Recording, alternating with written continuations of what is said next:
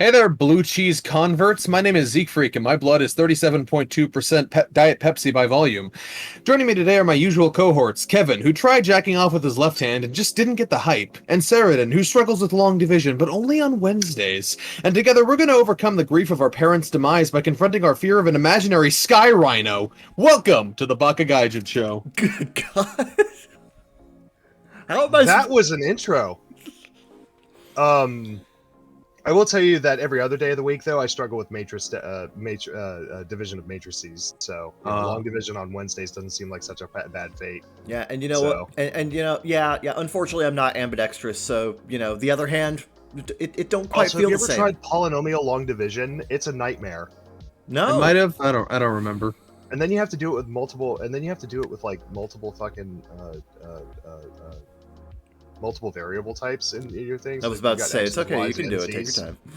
If you've got X's, Y's, and Z's in the thing, and then you have to divide by Y, it just becomes an unholy nightmare.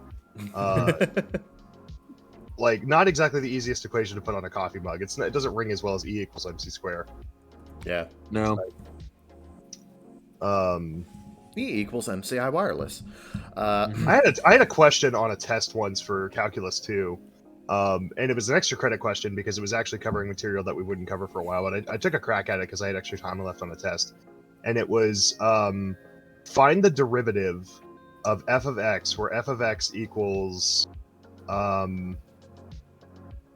x times the root of x times the root of x times the root of x times the root of x plus 1. Holy fuck, how did you... And I was like, and I just looked at this and I was like, Jesus Christ! I will never use this in my life. You will if you're in a physics degree. You absolutely will. Just I'm not that like. If you're in a physics or mathematics degree, you absolutely will use that. Well, and yeah, no shit, you're going to use math in a mathematics degree. Also, statistics use derivatives all the time because it's like statistics. Calculus was invented for two things: engineering and statistics. So if you're in any kind of statistics degree, you will absolutely use derivations like that. But most people won't. No, most people working an average 9 to 5 will not end up using those kind of statistics. Of course, bankers do sometimes too, because again, statistics. So there's actually a lot of fields where you end up using basic, at least Calc 1 and Calc 2. Calc 3 and 4 are like, unless you're an engineer or a statistician, you're never going to use Calc 3 or 4. And then differential equations, like, unless you're literally a mathematician, you won't ever use those. Yeah. So, I like my dad walked into a differential equations class when he was in college, and he was like, and the first thing the teacher said is, okay, everything you've learned since grade school is building up to this. This is real math. And you're just like, oh no. Yep. Oh no. This is real math. Mm-hmm. I'm in tighten your belts, danger. boys. We're going in dry. But yeah, no, so I had to take like 3 remedial math classes to take CS. And I've already forgotten everything I learned in those classes. It just does not stick in your head. I still remember limits, differentiation, and integration, because integration is just the reverse operation of differentiation, essentially. Yeah, my brain has a hard cutoff. If you know one, you just have to know reverse this, and it's the other. Yeah, my brain has a hard cutoff with like base algebra, where it's like anything beyond that, if I'm not using it, it just falls out. I had one of the best algebra teachers in when I was learning algebra 1. I had one of the best algebra teachers in the state teaching me. She was also a University of Dayton basketball Hall of Famer for the women's basketball team. But she taught really. I mean, she made sure we understood everything, and it was drilled into us. So, and then for algebra 2, I had probably the best algebra teacher. And the best geometry teacher in like the city, teaching me both of those. So my algebra and geometry are very, very good. Even to this day, even though I haven't practiced it in over 10 years. So I still use it for stuff like carpentry occasionally. Yeah. Ratios are extremely helpful when it comes to things like, deciding table sizes and making cuts and stuff like that. So I'm also told ratios are very useful on Twitter. LMAO. You say that, but I swear to God, if you asked, like, why do we call this a ratio, 90% of the people wouldn't be able to tell you why. It's like, I don't know. Yeah, I don't know. It's just what people called it. It's like, yes, a smarter person called it that, and you've just been bandwagoning ever since. But yep, That's the Well, internet. inertia's a hell of a thing. Our phones are way more than phones, and yet we still call them phones. So Yeah, well, I mean, You PDA is kind of you like watch nobody calls them movies on PDAs, your even though that's kind of what they phone. are. get real. Portable computers is basically what they are these days. They're portable computers. Mhm. Yeah, yeah. But we already have portable computers. They're called laptops, and we also have portable computers called tablets. So it's like, I mean, it still serves the function of being a phone, So- even though nobody uses it for calls. So there's a computer, there's a portable computer, there's a portable computer, and phones are just a portable computer that's also a phone. Yeah, the difference is And they is can that the all larger run you Doom. go- The larger, yes, they can, and the larger you get, the more accessible the functions become because you get to add things like keyboards, full-size keyboards, True. and stuff like that. True. Which, speaking of, like, you could fix the phone problems, accessibility issues by just giving us the sliding keyboard again. But oh well. Yeah, honestly, bring back sliding keyboards. Those were great. I love getting messages from Zoomers who have clearly never actually used a computer, because I'll post like edits I did or whatever, and they'd be like, "What app did you use for this?" I'm like, "GIMP." It's like, I can't find that on the App Store. I'm like, because I used a computer like a normal person. You had that happen so many times while you were on Amino. Mm-hmm. So many times. Yeah, it's kind of scary how we're going to be the only tech literate generation. So you've mentioned. No, that's not true. When they grow up, they'll have to, like, because computers are still the main mode of business. Computers and tablets are still the main mode of business, and they always will be, because there's nothing on the phone can do that substitutes the accessibility and intricacy of a computer. Yeah. Not yet, and not for a very long time will that ever be true. So, in fact, that being said, the funny thing is that computer. Have you seen what the new slim Apple laptop is doing? No, No. I don't look in that direction often. Okay, so I know we all hate Apple here because we're Just smart like I human do not beings, see it. because we're technically literate human beings. That being Yeah, said, yeah, Apple is doing something really intelligent. That's Processor speed for computers for full-size processor cards haven't gotten much faster in about 5 or 6 years. Yeah. Mm-hmm. But phone processors have gotten extremely fast, Oh yeah. I heard about that. Yeah. and they also draw far less power. So the new Apple laptop actually has a phone's processor in it, and its battery life is like something like legitimately like 8 or 10 hours. And I mean, you know how they say that, and what it actually is that it's 8 or 10 hours for the first like month, and then it drops to like 4. Yeah. Because the extra cells wear out.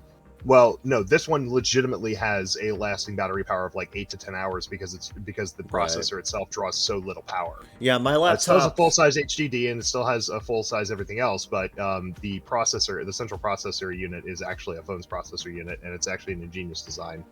Yeah. Like you So mentioned. if other companies decide to like bandwagon on that, I think it's a great idea. So Yeah, one point goes to Apple, a rare occurrence. The rare Apple W.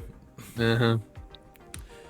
Yeah, you mentioned laptop battery life diminishing very quickly, and like my laptop is a good example here.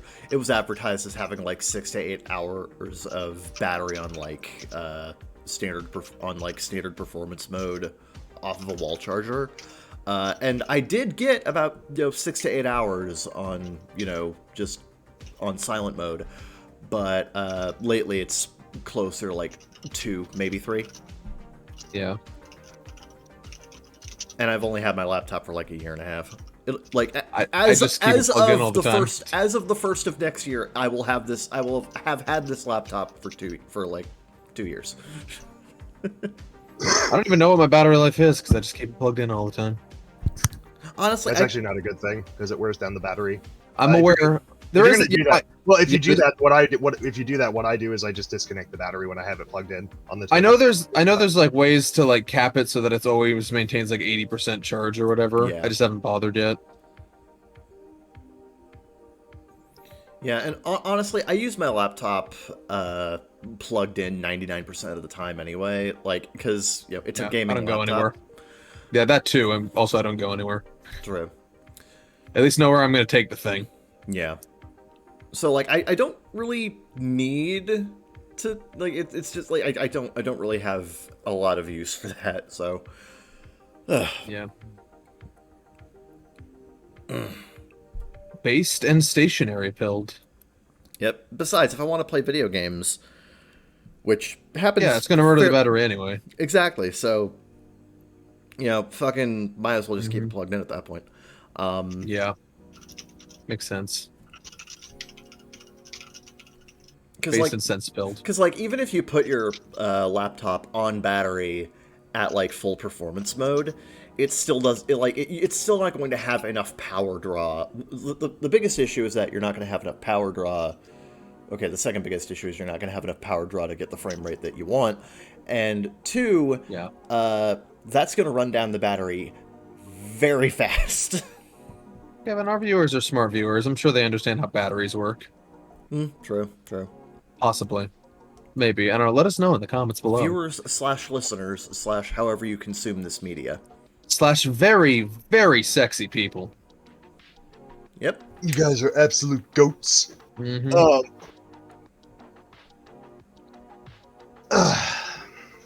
But yeah. So that's the short demonstration of how much I don't need math. Yep. Beyond a point. Yep. I got so bored Most at people McDonald's at one point that I started doing derivations for fun. That says a lot about our society. One of the VTubers I watch actually is kind of a math genius. She was actually a math tutor in school.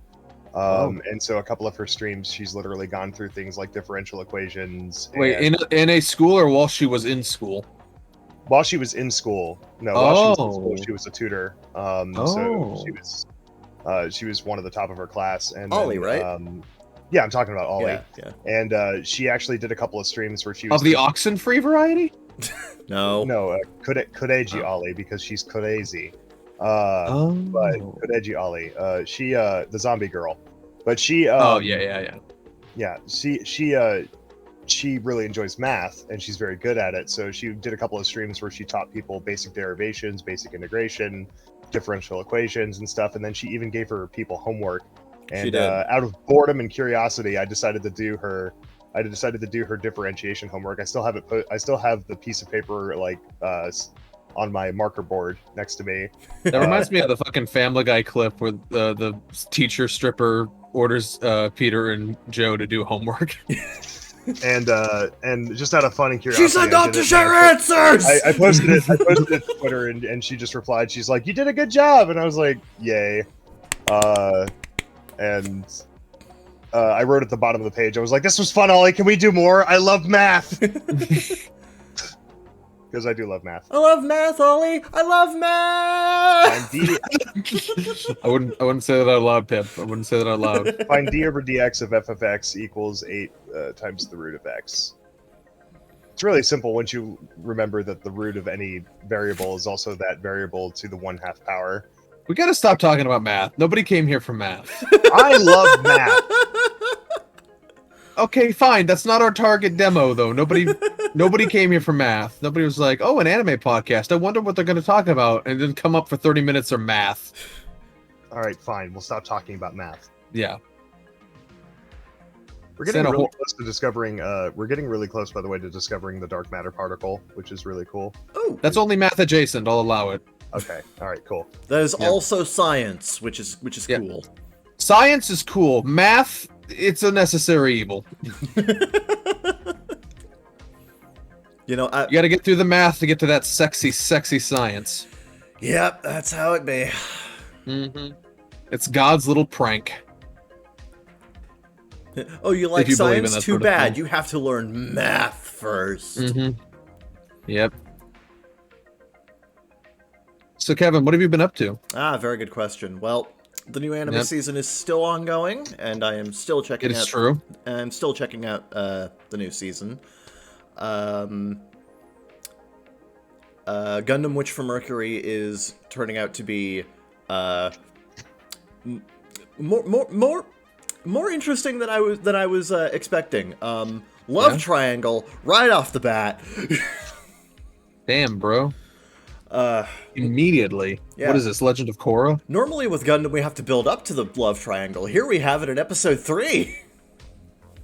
Is that a good or bad thing? Oh, that's a good thing. Because, like, I love all of the characters in the love triangle, so it's like, oh, this is going to be interesting.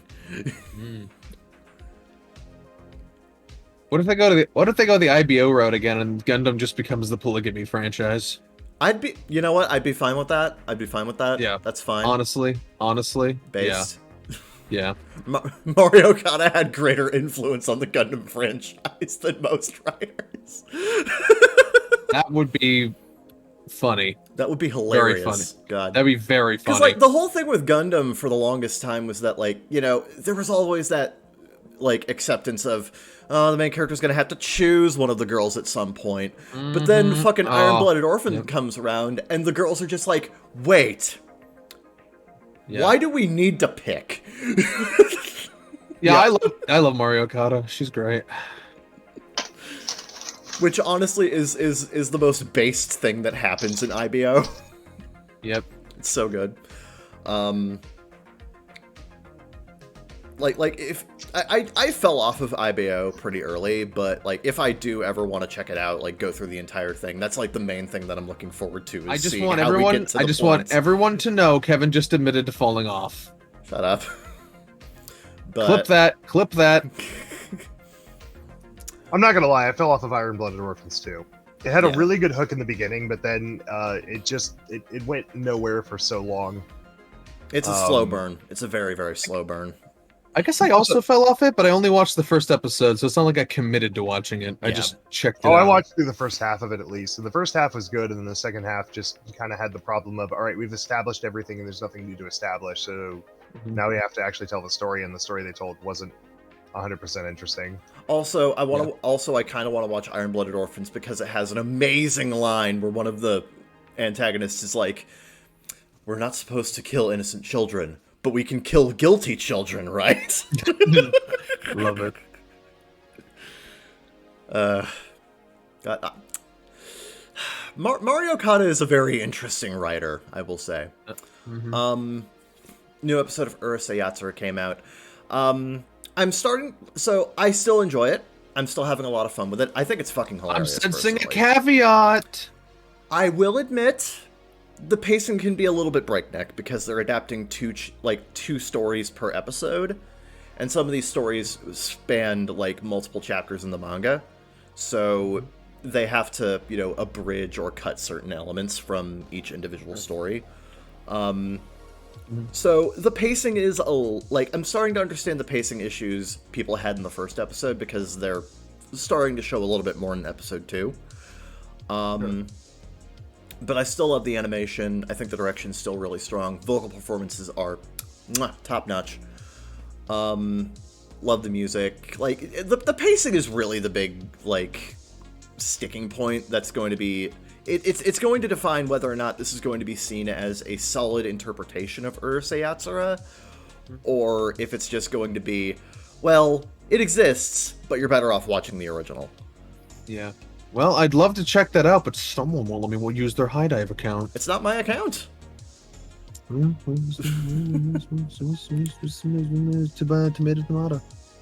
It is not. It is not. It is not the same thing. It is not. Tomato. But yeah. Also, there was the newest dub episode of Ruby Ice Kingdom, Big Nicholas, Zeke. Big Nicholas. Big Nicholas. Big Nicholas. That's all we have to say on that. My only commentary. Just that Big Nicholas. Big Nicholas. Just carry Shawcross slamming his head up against the desk because he has. We have to keep it because the flaps. That's what the flaps say. We have to keep it. It fits. Oh, yeah. Yeah. We'll probably go on some kind of discussion about that eventually. The face, but I don't. The fucking holographic face of Jacques Cheny coming down from the ceiling. Big Nicholas. That's just such a great moment. Fucking Christ. Yeah. Oh god, I'm having fun with Ice Kingdom. I am. I want to see where this goes, but woof. Sure. Yeah. One day we'll discuss that. Yeah. The Ice Kingdom spoiler cast coming eventually. Yep. Spoilers, it sucks. I will be the just judge kidding. of that. Yes, you will eventually. Yeah. It hasn't fallen off yet. It's a little rocky, but it hasn't fallen off yet. This is nothing like Rocky. What are you talking? There's no boxing. Did a little bit more writing on my Sailor Moon video. I took a break from that for a while to go through a bit of the first season, refamiliarize myself with like early Sailor Moon. And then I got back to writing. I severely trimmed down the intro as well as like the recap elements of the film. I was going a little bit too beat by beat originally, so I'm trying to condense it as much as I can to focus on like the core like story and thematic elements. Besides, I need to do that or else I'm going to have trouble in the editing process where I'm going to have to edit around the fact that this is a Toei animation movie, and Toei is very stringent about how you use their footage on the internet. So I don't want this. I don't want this video to get fucking blocked worldwide. So yeah, I'm getting it done. I'm getting it done. I just finished writing for Act 1 of the movie, so gonna probably get back into writing that after we're done with the podcast here. Let's see here. Hold up.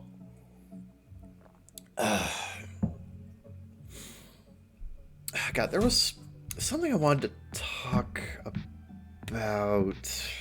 Give me just a I tweeted about it. I just fucking...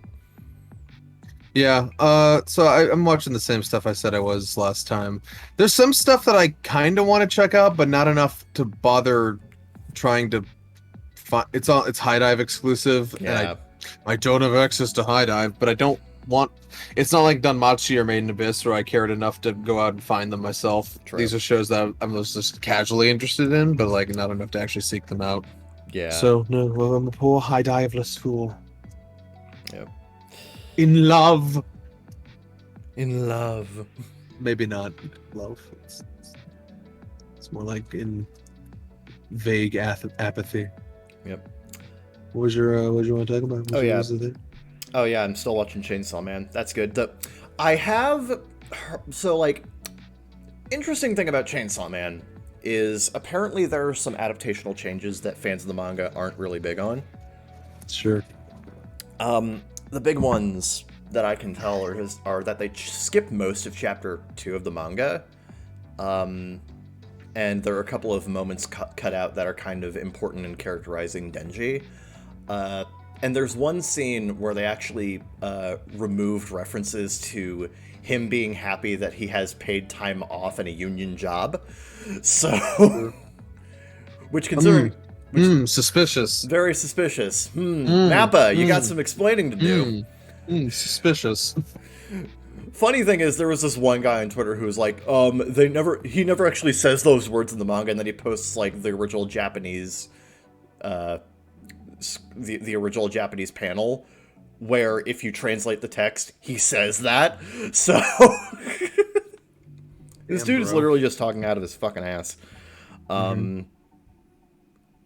mean, as a lot of people do. Yeah. It happens a lot. Yeah, welcome to the internet. People talk out of their ass all the time. I try my hardest not to do that, but occasionally I slip up. Yeah. I'm literally just scrolling through my Twitter to try and find the thing that I wanted to talk about. Fuck. Damn, bro. Gotta keep some notes. Gotta get yo. Yeah. Gotta get your notes app open. Yeah, I should probably do that. Like, before the podcast, it's like, okay, put down a list of all the things that I want to talk about. Yeah. Be nice. Yeah, we gotta keep a notes section or something. Yeah, probably. Yeah, we keep saying we should discuss this or that, and then we forget by the time it happens. Yeah. Yep. It's pretty frequent. Well, nobody came here for professionalism. Yeah. They came here for the funny, so say something funny, Kevin. Babaloo? I don't know. Not even a chuckle. Incredible. But yeah, I'm not doing it. I haven't done it yet, but I will be doing it on Monday. So after movie night on Monday, which we're watching Penguins of Madagascar. If you want to watch a movie with us, Baka Gaijin Discord Link in the description. In the description below.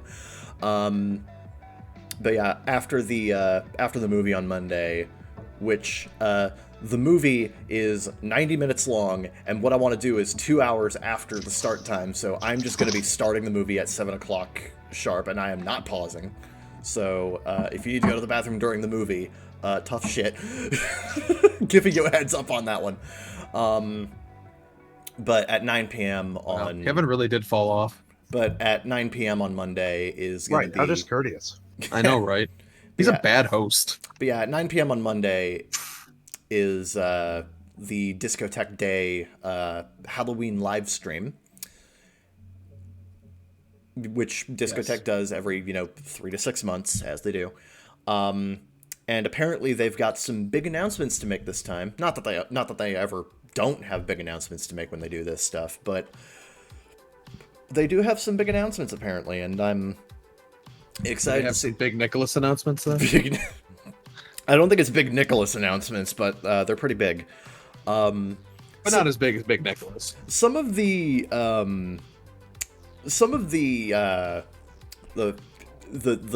hints that they're giving on their Twitter account are hinting towards some very interesting licenses that people have been wanting them to make for a while. Sure. There was one where the whole thing with discotheques, the whole thing with Discotheque Media's hints is that they're like deliberately obtuse or unhelpful. Typically the hints are a few degrees removed from what the actual license is. Sure. And one of the hints was just the "Long Live the King" scene from The Lion King, which made me think Lion King anime, which means it's either one of three things. It's either a license of one of the Kimba the White Lion anime. Hopefully the most racist one. Yes. The most racist one... That's Leo the Lion. Come to think of it, that's not licensed. Sequel series. Fuck, that's not licensed. Mm-hmm. I can't wait for Discotheque to get canceled. They're gonna have to put up the biggest fucking disclaimer on that disc. Yeah. Disclaimer: this anime is extremely fucking racist. Mm-hmm. It's either something Kimba the White Lion related, which, considering who has what licenses right now, is either going to be... Discotheque already has the Jungle Emperor Leo movie, so it's either going to be Leo the Lion or the 1980s show. It could be Beast King Go Lion, which was adapted into the Lion Force Voltron. Or, and this is my hope, King of the Braves Gao Gaigar. Didn't you also just tell me that their hints are deliberately unhelpful? Yes, but some of them are more helpful than others. Some of them are like some of these you can get them if you think a little bit about it. So I can't think of many other shows that could qualify under lions and kings and anime. So is there is there a Macbeth anime? No, there is. Don't say that so confidently. There's a lot of weird shit out there. Not one that includes lions. Yeah. But remember there's a lot of weird shit out there, Kevin. A lot of anime. Remember when we found out there was a 78 episode anime based on 5 children and it? Oh right. Yeah, that does exist, doesn't it? Mm-hmm. But yeah, I'm gonna be doing that on Monday. Monday morning. We did watch Expelled from Paradise on Monday. Speaking of, which pretty good movie. I liked it. I really enjoyed it when I saw it in theaters. It's a fun movie. I am very shocked that this was written by Gen Urobuchi because there's a reason people call him the Uro Butcher. I'm not. He's been getting much more lighthearted over the last like 7 years. Yeah, this is like, very much Urobuchi post Madoka. Yeah. It's a fun movie. I had a good time with it. Angela is gorgeous and has a very funny last name. Of course. Again, I will defend that is the last name to a drummer in Creed. You will respect that last name. I know. I'm just Anyway. saying, it sounds very, very funny. Yep.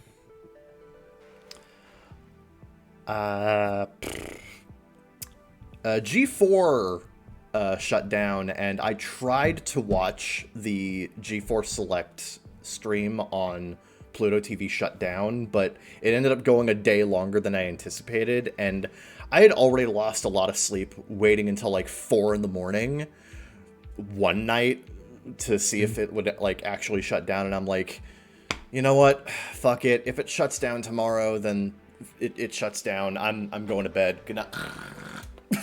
Yeah. But it did shut down the next day, so yeah, I guess I missed that. But it's gone, and nobody misses it. G4 bungled. It fumbled the ball so damn hard. And a lot of that is just, it's a combination of, like, one, they tried to bring back what G4 was originally, but, quote-unquote, modernize it, and, like, try to fix their past mistakes, quote-unquote. Sure.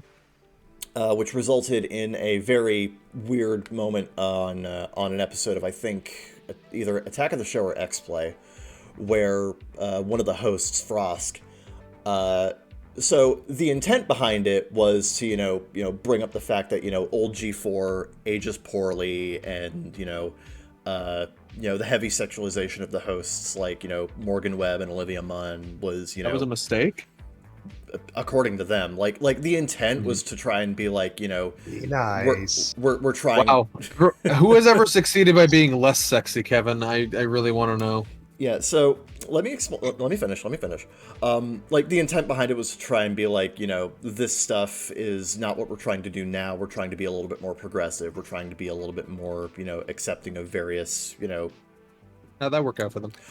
Because, gamers like things that are less edgy.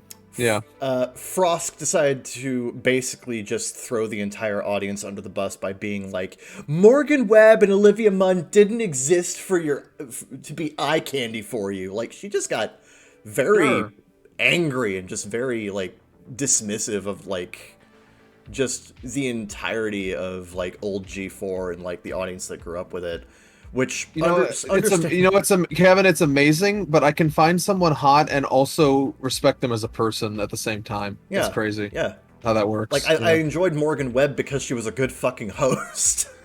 Yeah. But silly. But Frosk just fucking threw everybody under the bus there.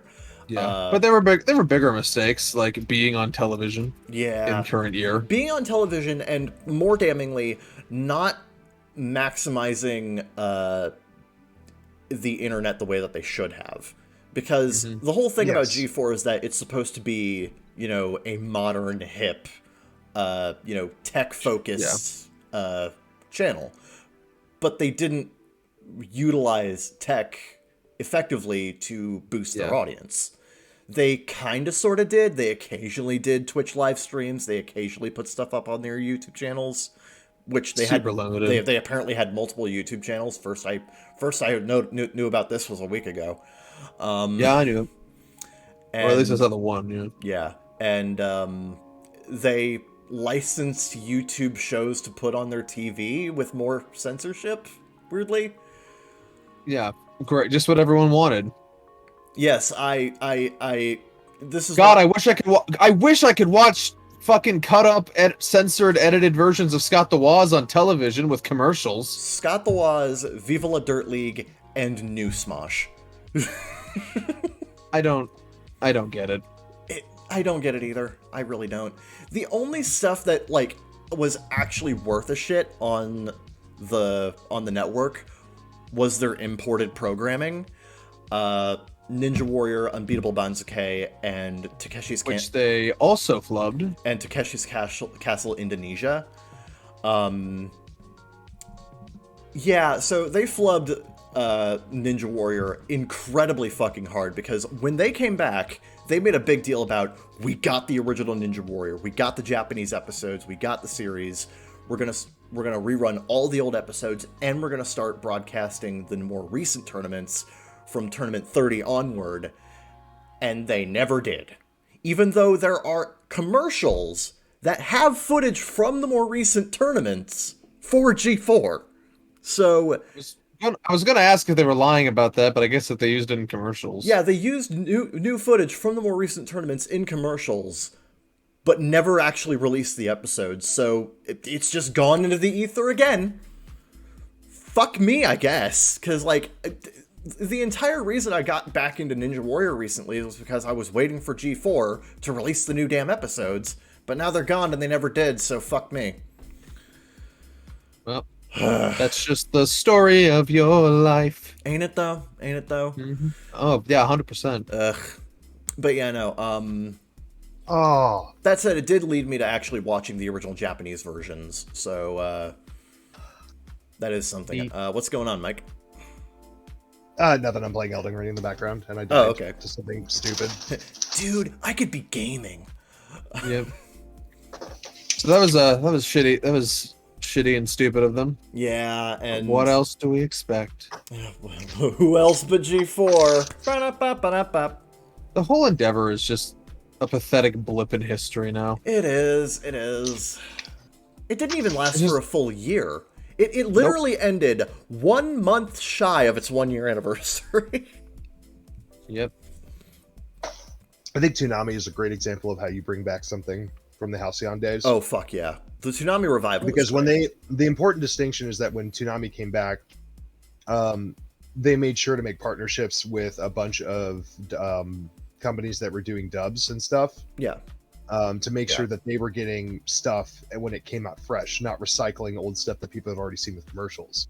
Yeah. Now the commercials are justified because you're getting it the day it's available, essentially. Yeah.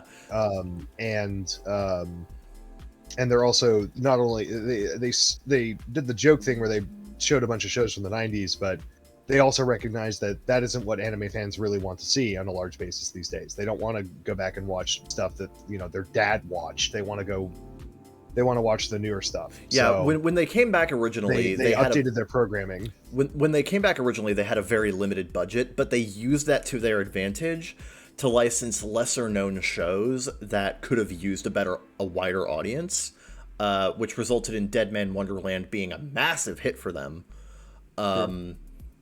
As well as Casher and Sins, having a much larger audience than it did originally. That show is so good. I never heard about it. I love Casher and Sins. Such a good fucking anime. It's literally like I know this comparison is watered down at this point, but it is literally the same energy as Dark Souls, but with robot. It is just it is a lone survivor in a fucking wretched world full of monstrosities, greed, sin, and evil. Yeah, it's so good. I fucking love Casher and Sins. And everyone is fucking depressed and sad, and it's fucking wonderful. I love the atmosphere. God, yeah. God. It's a really good anime. I love Casher and Sins. I was a fan of Casher and Sins before it aired on Toonami. And then finally when it aired on Toonami, I'm like, this is what I've been watching this entire time. Do you get it? But yeah, no, they did a really good. They were very smart in what they licensed early on. They typically showed if they reran older Cartoon Network or Adult Swim content, it was stuff that needed more airtime. Stuff like Thundercats 2011, Symbionic Titan. The point is they updated their programming, and they made sure to make the fact that was on TV, which is considered a less superior and service. It's also just like people for some reason, kind of want to see anime on TV. Yeah. Nobody wants to see Scott the Woz on TV. People are fine with Scott the Woz where he is. Yeah, and probably the biggest element of Toonami's recent success with the revival is they embraced their legacy and they weren't ashamed of it. Yeah. They brought Tom back. They brought back Steve Bloom. They brought back they eventually brought back Sarah and the Absolution. They eventually brought back the Clydes. Like, they worked up to bringing Toonami back to where it was before it got canceled. Sure. Just newer, shinier. They even brought back Total Immersion events. Like, Toonami's back, bitch. Meanwhile, New G4 couldn't even be bothered to show one episode of Cops. I know, right? Come on. What are you gonna do when they come for you? Nothing, I apparently. don't know anymore. Yep. No. You see, that's part of the old G4, and they're yeah. ashamed of their legacy, and they want to be better. I was going to say the problem is they think gamers are part of the progressive left, and that's very much not true. Gamers are a wide-ranging. I think it's just more that we're not I feel like we just don't care. performative. Yeah, we don't care, and we salivate over games, not social politics. Yeah. I think that's a minor point in the grand scheme of things. The main thing is that they tried to put something on TV that has no place on TV anymore. Yeah, and their attempts to utilize the internet to expand their audience was just Limited, very limited, not misguided, enough. dumb, Very dumb. dummy-dum-dum-dums. Well, and by also saying things like we're ashamed of our legacy, you're also insulting all of your old fans Exactly. simultaneously Yeah. for liking Yeah. that. It's just weird. It's like you couldn't hack. When did they shut down? 2012, 2014? 2014. You don't expand your audience by having an opinion like that. Yeah. That's Yeah, the but it's also like you couldn't hack it in 2014. What made you think you could hack it doing the same shit in current year when less people watch cable television than ever? Uh-huh. Exactly. Particularly in your target demo. Apparently, they only averaged 1,000 viewers per day. What was that insane statistic I told you about once that like something like only 20% of people under 30 regularly watch cable television? Yeah, it's mostly just old people. It's mostly just old Yeah. people. Mm-hmm. But yeah, that's so that's me. That's what I've been doing. Yeah. Baton pass to Saradin. I really like how last night you told me you had stuff to talk about today. I did. And you told me it was all stuff I already knew. There were no surprises. You fell off. Sure. I'm disappointed. He fell Anyway. off. Jesus. Oh. So, Saradin, what have you been up to? I mean, I work a lot, so I've been doing a lot of work. Yeah, he has an excuse, Kevin. Shut up. Um, so just saying, I've been doing a lot of work. Yeah. But I don't know, man. Like, I had something to say. Oh yeah, so tomorrow I'm going to the Renaissance Festival with some friends, which we do every year. Yep. Drink mead, eat turkey legs, buy sharp objects, and Wear tights. we're not dressing up this time. Oh. Oh. But the Oof. week after, I think I mentioned this last podcast, I'll be going to Yomicon in Detroit, Michigan. There's going to be a couple Hall Life talents there. I'm going to a panel with them, meeting up with some other people from fan club. And kind of a last minute decision thing. One of my friends from the group just said, "Hey, I'm going to Yomicon this year," and he lives in Florida, and he's coming all the way up to Detroit for it. And I thought that was very interesting. But he was like, "Do you want to hang out?" And I was like, "And sure, whatever." So I'm going, and just gonna I'll make sure to report back on how that goes at the end of the weekend. I'm hoping it doesn't rain the entire weekend this time, like it did last year. Like last year's Yomicon, it rained the entire weekend, and there is a 10-minute walk between the two sections of the convention center, and there's no like buses or anything, or there at least weren't last year. And so you just have to walk in the rain for 10 minutes every time you want to switch panels. It fucking sucks. Yep. And hopefully I don't get $2,000 worth of stuff stolen from me, because it's fucking Detroit and you can't have shit in Detroit. That would suck. But yeah, I'll report back on how all that goes when I'm done. Shit, yeah. Halloween, I'm hanging out with Kevin and Cube. We're going to, I believe we've decided on Another as our horror series this year, so we're going to watch through Another. It's like the third time I've seen it. It's legitimately one of the only few good horror animes. I'm sorry. Yeah. I'm really sorry. It's one of the few only good ones. Because there have been very few. First of all, horror is not something that anime does a ton of, and when it is horror, it's usually action horror, like the Yeah. Resident Evil vibe versus like the Silent Hill vibe. Yeah. And when it actually does existential horror well, it's I think I can think of like maybe 2 or 3 series that have actually done that kind of thing well. And another is one of them. So, but yeah, like remember when everybody thought Jujutsu Kaisen was going to be a fucking series? Yeah. Oh Wasn't god. that funny for that first episode, bait and switch, and then it was just a shitty shonen anime? Sorry, not shitty. It's not really shitty. It's okay. Animation's good, even if every single fight in the entire series takes place in the exact same background. It's got some creepy vibes sometimes, but not at all at horror. No. No. No. But anyway, so we're gonna be doing that for Halloween, and then passing out candy. We made sure to put Tucker Carlson in every one of our candy bars. So beware! Don't send your kids to our house. They'll find shit in our candy bars. No, I'm putting 1993 Doom in my candy bars. Oh, okay. Okay, fair enough. Yes, candy But bars yeah, can run no, Doom now. candy bars can run Doom now. Wow, technology. What'll they roll out next? Yeah, I'm actually doing some script writing and some preparations also for the next cooking video I'm doing, which may not be out for several months because it's going to require a lot of filming and a lot of editing, and I'm not releasing it until I'm satisfied with it. And so I'm guessing sometime around Christmas it'll be available at the earliest. Oh, But it's just going to be a showcase of my talents as a personal chef. And I'm going to be cooking a breakfast, lunch, and dinner in it, and so I'm going through and doing the script writing for the whole setup and everything, and but I've been practicing the recipes in my free time whenever I have the chance. Tomorrow I will be making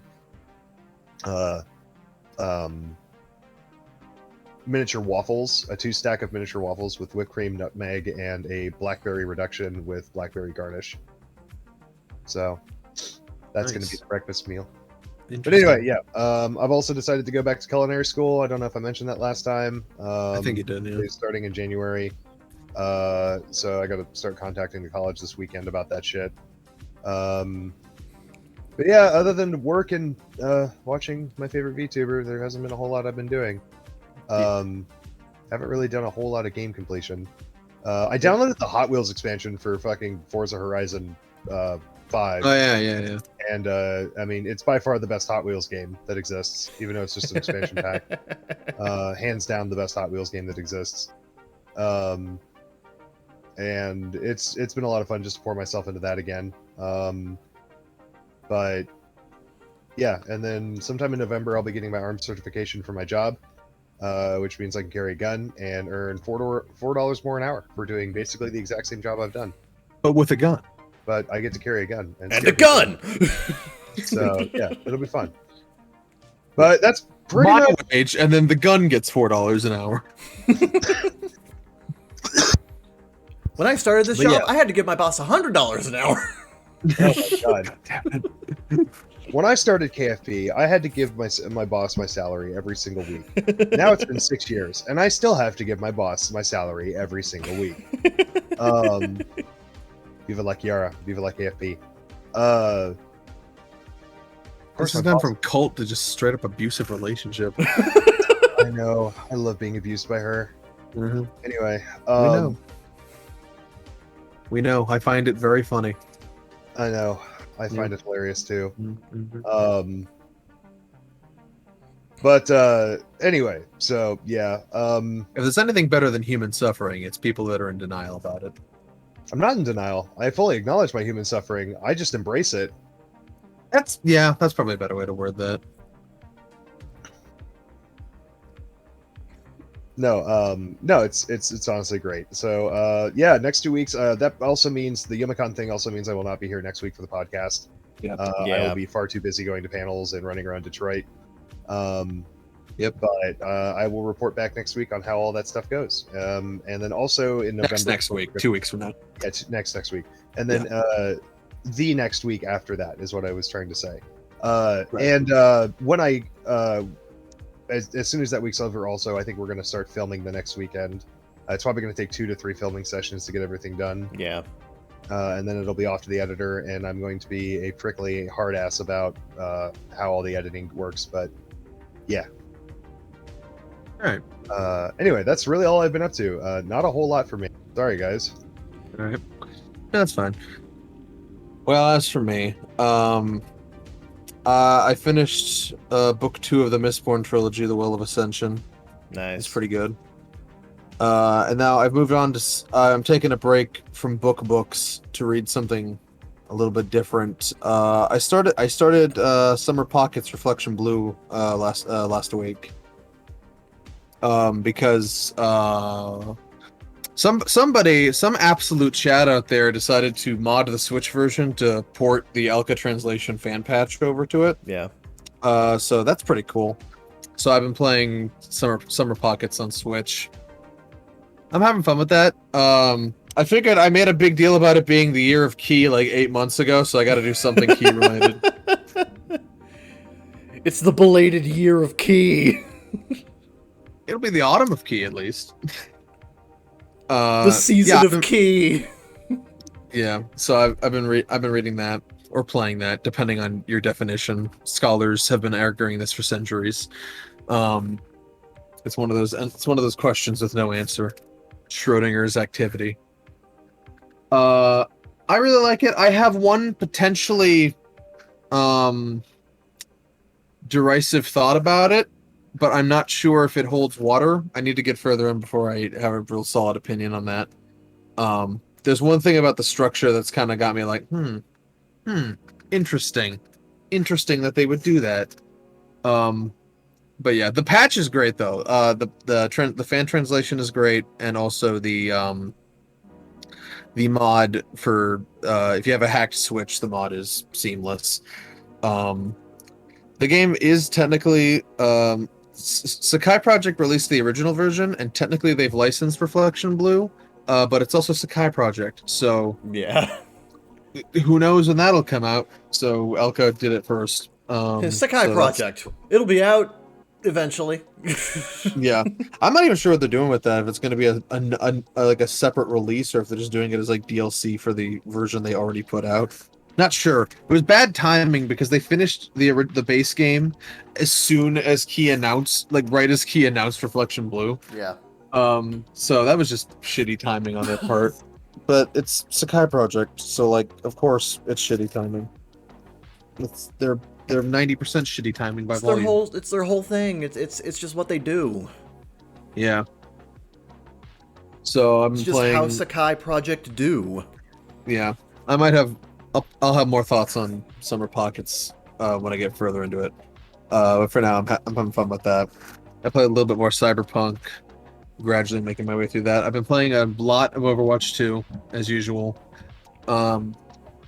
It's the first double XP weekend right now, but I actually like kind of don't want to play, and the reason for that is because I want a motivation to play during the Halloween event, and I'm almost done with the battle pass, so I'd like to not run out of battle pass before the Halloween event.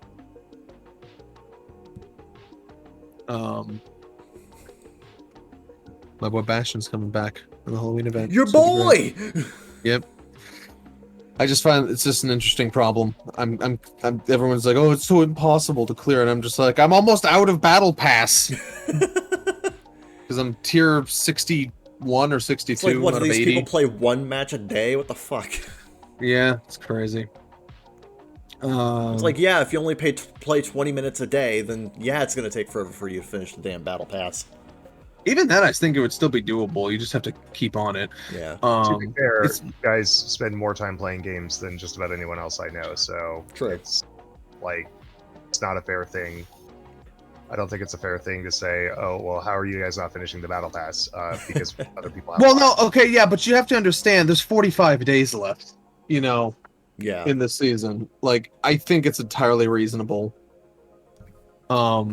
The way it's laid out, particularly if you have the 20% premium boost, which you probably should anyway, because most shit in the pass is locked behind the premium anyway. But anyway, so that's been taking up a lot of time, and I'm kind of I got to do more writing today. Falling behind on that again. Well, I took a lot of okay. It feels that way because I haven't updated it in a while, but like I did do the whole Halloween special. That took some time. I kind of had a small writer's block in the middle of writing the Halloween special, but that's out now. So I'm working on Beyond Fiction 35 again. It's like half done. Yeah, more Beyond Fiction. Let's go. Yeah, I'm gonna be back to that today. The only V3 sequel fic that matters. Yeah, suck it, Grey Imperia. And most other people, I guess. I don't know. Yeah, I mean, just them, honestly. I haven't read most other things. I've read some Ask blogs. I don't count those in the same category. Those are kind of not the same. Yeah. Yeah. Some of them are good. Not the same. Yeah, Ask blogs kind of just follow, especially like the V3 sequel Ask blogs. They just kind of follow up. They just kind of fall under the thought experiment thing rather than being an actual fanfic. Also, most of them have ended by this point. Yeah. Nobody's dedicated like I am. Yeah, so I'm going to be focusing more on Beyond Fiction, and at least trying to get this sort of introductory arc of Act 2 done. Because come the new year, I want to start outlining Drex Chapter 3, and I want to start actually writing Drex Chapter 3 seriously by next spring. Yeah, it's been a hot minute. Yeah, so I can't keep that on hold forever. I know I've mostly been focusing on Killer Connect this year, but that's important too. To be fair, Killer Connect is in its current form a script fic, so you're able to kind of blaze through it a bit faster. I don't actually think I don't think it's that much faster, honestly. I think it's about the same.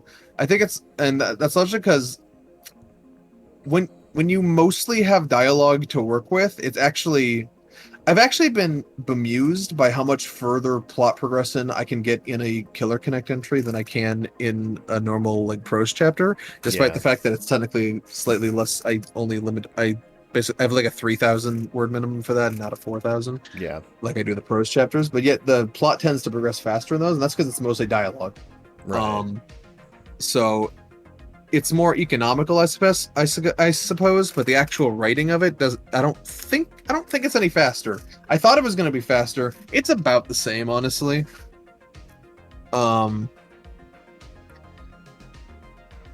Yeah, so I'm gonna keep up with that.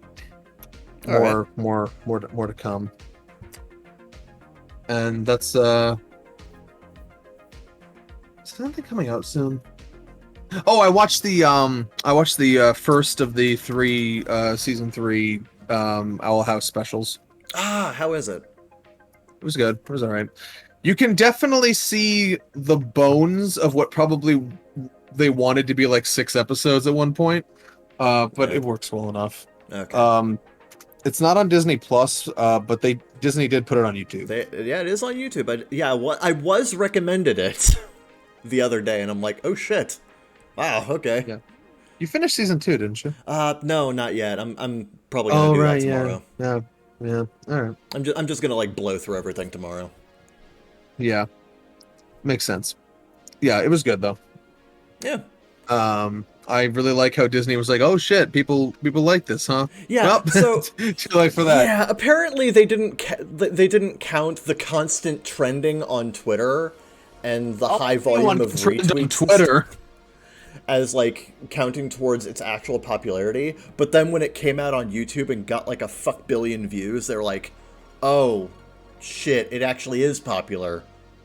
Yeah, it's gotten 2.2 million views in 3 days or whatever. That's really good. That's on par with a normal that's on par with a fucking Gravity Falls debut episode. That's really good.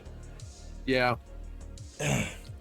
Jesus Oh Christ. well, what's done is done. We made our decisions. Yeah. I think Disney is very heavily regretting what they've done at this point. Not heavily. I think they're mildly bemused at the possibilities. Yeah, they're just like, I don't think it's heavy though, because I think they cut it short for big reasons, and I think those reasons still hold true. Yeah.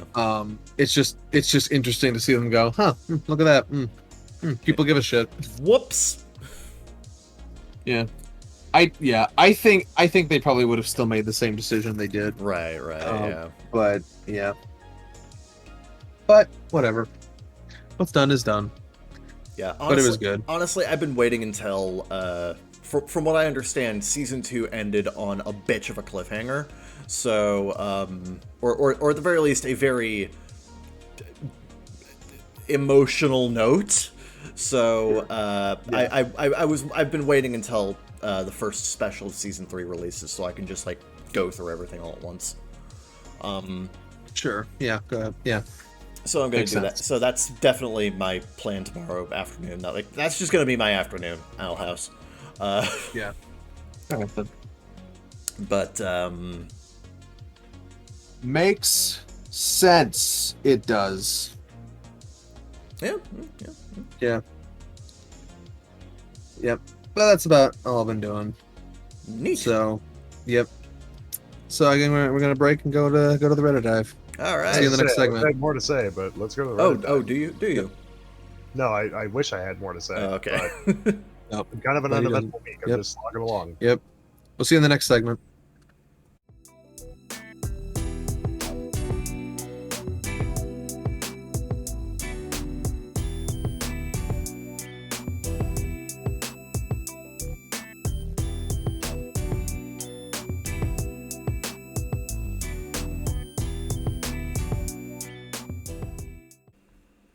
Hey, welcome back. Second segment. Here we go. It's time. We're at it again. The Backstreet Boys. It's us. All right. So I combed through the fucking depths, honestly. Like, our anime discussion, not good today. It's all shit like, oh, I think the age gap in Call of the Night is a little problematic. And I'm just like, okay, welcome to every vampire story literally ever. Get out of here.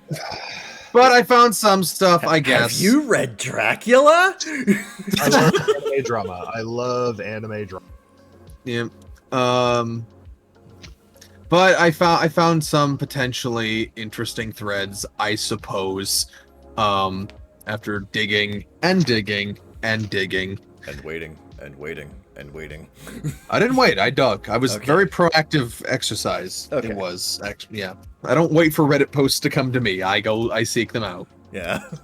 That would be very weird if I did that. Just sitting on the on the page, not scrolling, just clicking F5 over again. That seems like a very inefficient use of Reddit. Yeah. And I'm ashamed of you for suggesting it, honestly. Honestly, I think Kevin's primary strategy is if our opinion of him gets so low, it actually warps back around to being high again. Fuck, they're figuring it out. God damn. I mean, what? Yep. Yep. Yep. It's like which Superman movie is it where he flies backwards to reverse time? That's the original. Yep. That one. Yep, that's his plan. That's the original and the Richard Donner cut of Superman 2. Mm-hmm. He's aware that if it gets to negative 99999, it resets back to 1. Yep. Or whatever. Yep. But anyway, what anime saw the greatest change in perception once, quote, the dust settled? Hold up. Oh, fuck. Son of a bitch! Why? I don't know, have you dusted recently? Anyway, what's that? Speaking of, what was the question? I sneezed over it. Are you actually dying? I might be. We all are slowly. So, what was the question again? I'm sorry, I sneezed over it. What anime saw the greatest change in perception once the dust settled? I guess, yeah, what was the change in perception from when something was airing to well after it finished? You know. Great question. Great question. Mm-hmm. Are these? I got one pretty quickly. What is it? SAO. I don't think it's a fair assessment, but I would say Yeah. public opinion shifted from "this is a pretty damn good series" to "this is the worst series ever written." No, people said that at the time. No, but it wasn't the majority. Yeah, I think it's all. I know. I think it was hotly contested, and I think it still is. I think every time it's brought up, it is. Yeah. But I do think. I actually think over time. All I know is that when I used to go to conventions and see a bunch of people cosplaying and doing SAO stuff, and then after a certain point, like basically I didn't see any of it, and it's not like the support wasn't there. It's just that people were legitimately scared of the hate. Right. I think online Like, though. the hate was always there. It was never present enough to literally scare people out of supporting it in a public space. Well, sure. Well, when you got a line of 5 Kiritos doing Gangnam Style, I mean, like, how are you going to argue with that? Which is still one of my favorite con clips ever, by the way. I remember going to a convention dressed as Kirito one year. This was also when I was a lot lighter. I wasn't as heavy as I was. I went to dressed as Kirito, and I went to the photo shoot, and I was by far the most attractive Kirito in that room. Mm-hmm. So I literally, they had a photo of me with 5 asanas hanging off of me. Holy shit. Nice. Have I ever shown you that photo? No, you have never shown I need to show you that photo. It's fantastic. There's one Please. literally gripping my leg like it's Smeagol gripping the Ring of Power. God. Like I swear to God.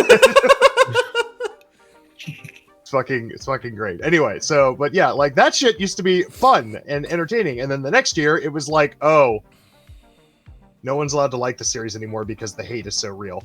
So that's just my perception. I might be wrong, but like I feel like the opinion of SAO went from this is a pretty decent series to this is the worst series, and anyone who likes it is fucking wrong. I actually think the exact opposite. I think it was hotly contested for a long time, but I think since it's been 10 fucking years and it's just so established, I think a lot of the haters have just kind of like given up and moved on to something else, like hating on Demon Slayer. Yeah.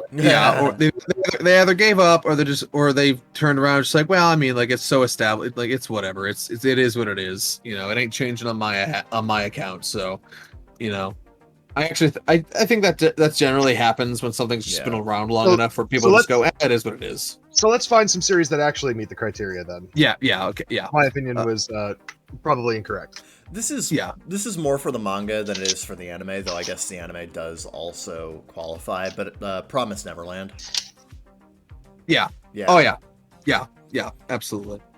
Because like at the beginning of both the manga and the anime, everyone was like fucking in love with the Promised Neverland and said it was like the most promising series in Jump.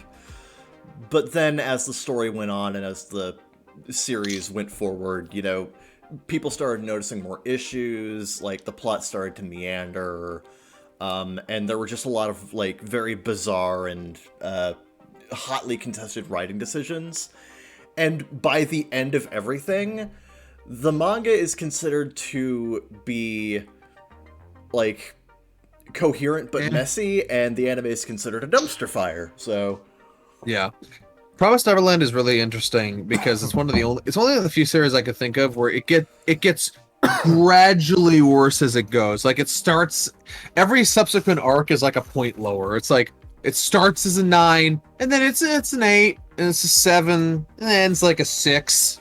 You know, it's very interesting in that regard. And now it does not have quite the same appreciation it had when it was airing. Yeah. Because when it was running, because at the time people were like, it's just a lull. It'll pick itself back up again. You know, even greats have weak spots like this, and it's like, oh, this isn't a weak spot. This is the new norm. This is just how it got weaker go. again. Yeah. Mm-hmm. Yeah, interesting. So yeah, that. Yeah, I think Promised Neverland is a really good example of that, like happening over time. Yeah. Just scrolling through my thing here, trying to find other examples of things that changed significantly in perception when they were finito. Yeah. Can you think of any off the top of your head while I look at the scroll through here? Not off the top of my head. You're gonna have to Wait on. You're gonna have to. I said this last night, off air, but Higurashi Go is another good example. Yeah. There's a lot of rom-coms that also fall under this ladder, like Nisekoi, as it went on, Sure. and the initial hype went away. Like this, it very clearly painted itself as just a garbage generic series. Sure. Rent a Girlfriend. Yeah. Also, was amazing in the first like 20 chapters were amazing, and then everything after that, it just they were like, oh, this isn't actually good. Never mind. Yeah. Although I'm not saying it's going to get any better, because it won't. But I don't know if the dust has settled. I think it's still very active. Opinion shifting because it happens. It's still happening. But as far as like the dust settling, one positive example is when the anime happened. People liked Vento Oreo a lot fucking more after the anime happened. Oh fuck yeah, because like there are a lot of reasons for that, but one of the biggest is that the only scanlations that existed for part 5 of JoJo up to that point were actually like completely bullshitted. Like they weren't actual translations. No, because it wasn't Duang bad. That's the problem. That it wasn't Duang bad, so people couldn't just laugh it off of, well, this is obviously not how the story is meant to be predicted. It was the scans were just good enough that people took them seriously. Yeah. But they weren't very good. So people saw it as a lot blander than it was. Yeah, but then when the anime came out, like there was so much that was clearly different that people started realizing, wait a minute, those scans were shit too. Yep. That's and now I think at least in the West, the public perception of Part 5 switched a lot after the anime. Yeah.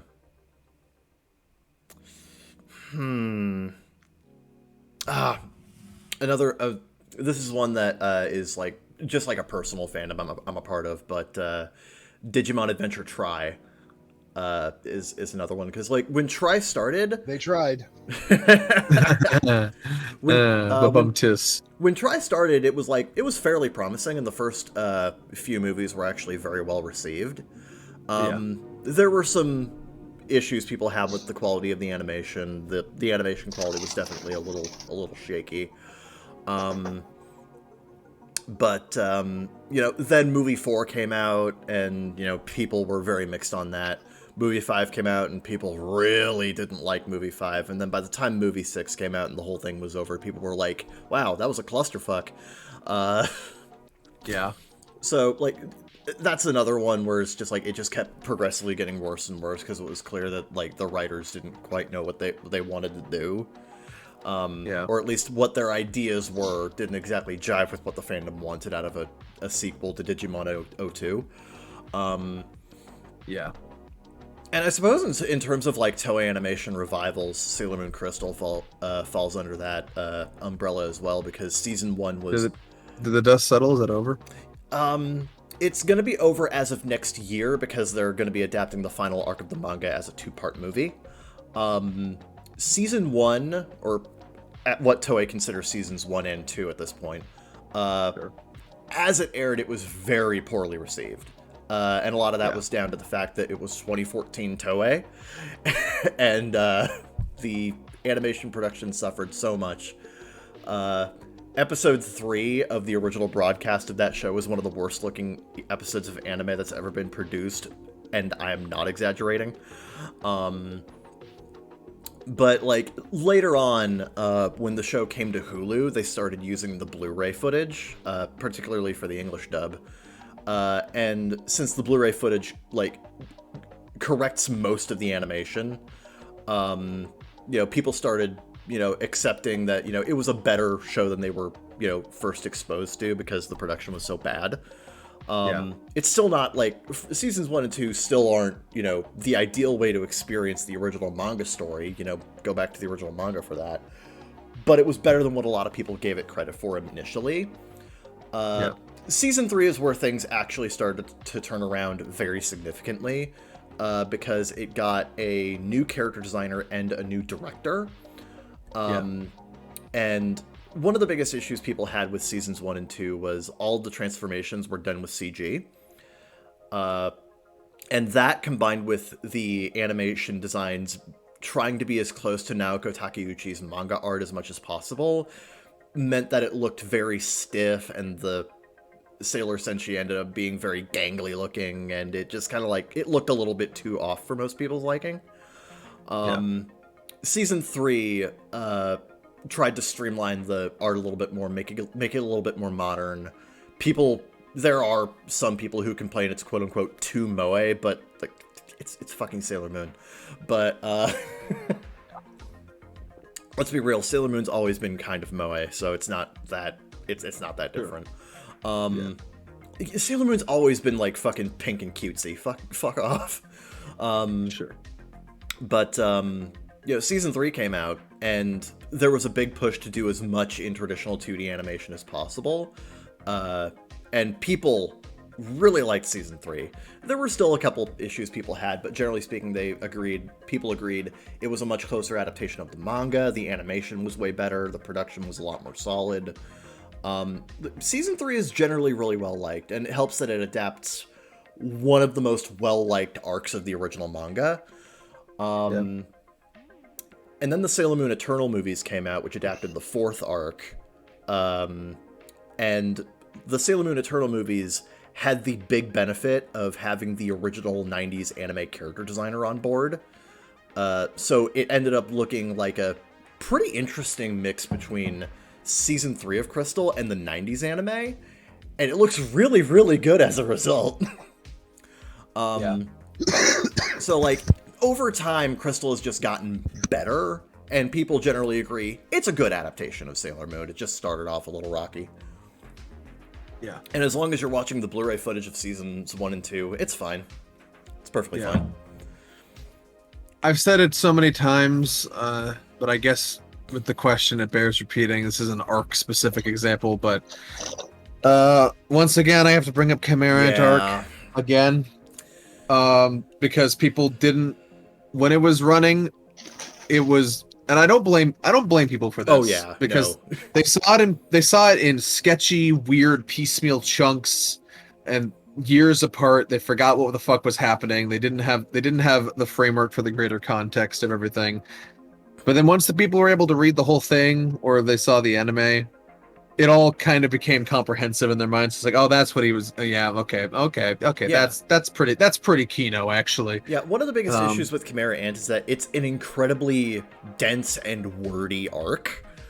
Yeah. There's a lot happening. So if you're only getting chunks of it every few years, and you're forgetting the context and build up for things. It just kind of feels like if you just see these isolated chunks, it just feels like a lot of random shit happening. A random events plot, yeah. Yeah, but then when people saw the whole thing, they're like, oh, this is actually pretty planned and cohesive, so... Yeah, I feel like that almost entirely happened when the anime came out. I mean, people could read the whole thing before that. Like, people changed their tune on that, but en masse, yeah, sure. And I think it also helps that the anime greatly improved its production and its direction by the time Chimera Ant rolled around. Yeah. Not that it was bad to start with, but it didn't quite have the level of polish and quality that Chimera Ant ended up having. Chimera Ant in the anime is fucking amazing. Yep. But yeah, no, similar. I can just repeat. I can copy paste that answer for the next thing I was going to bring up. The next thread. Which anime, in your estimation, had the most well executed shift in tone? Yeah, I'm just gonna copy paste that answer. Yeah, Hunter x Hunter. Yeah, Hunter x Hunter. This is actually one of the things I actually like in the 2011 anime is that they actually managed to convey that shift in tone a bit. It's almost accidental because the early parts of the story had a little bit more censorship in the. Okay, it's partially the censorship and it's partially the fucking score. Yeah, the early score went very hard in the very adventure-y, shonen-y, lighthearted sort of tone for the score. Yeah. My My favorite example is compare the first test with the fucking never-ending hallway where everyone's running. Compare the score in the 99 version to the 2011 version. It's ridiculous how differently the tone is between Just those dramatic. things. It's so fucking dramatic. Yeah. The 99 score feels like a fucking horror show in comparison. So I think the 2011 anime actually conveys that shift in tone a lot better. In the manga, it's actually it's a bit more consistent in retrospect. I guess at the time you wouldn't have known that, but like, yeah, it's partially the censorship that was early on in the 2011, and then partially the score. But as a result, the 2011 anime has a much more effective deconstruction. It has a more graceful shift in tone that goes along with the deconstructive elements that are introduced later. Yeah. So that's a good answer to that question. But do you have any other what are other anime that had well executed shifts in tone? Not really something I've ever paid attention to, so I really don't have anything to add to this one. This is kind of an obvious answer, but Madoka Magica had a really good one back when it aired. Yeah. Cool. First two episodes have a little bit of the, darkness underneath kind of peeking through, but like generally speaking, episodes 1 and 2 of Madoka are fairly lighthearted. They're fairly simplistic. Yeah. But episode 3 rolls around and it doesn't fuck around. It don't. It really doesn't, and it didn't. And it keeps up with that tone throughout the rest of the show. Yeah. Episode 3 rightfully made a big impact back when it aired. Yeah. I remember like the fucking forum discussions I was having on my old forum with like my friends and shit, where like we were all just like fucking floored by episode 3 collectively. Yeah. Like Madoka is a really good show, and I think episode 3 was a very good moment to showcase a dramatic tonal shift of this is actually what the show is going to be about. Strap in. Yeah. Similar note. It's easy to forget now.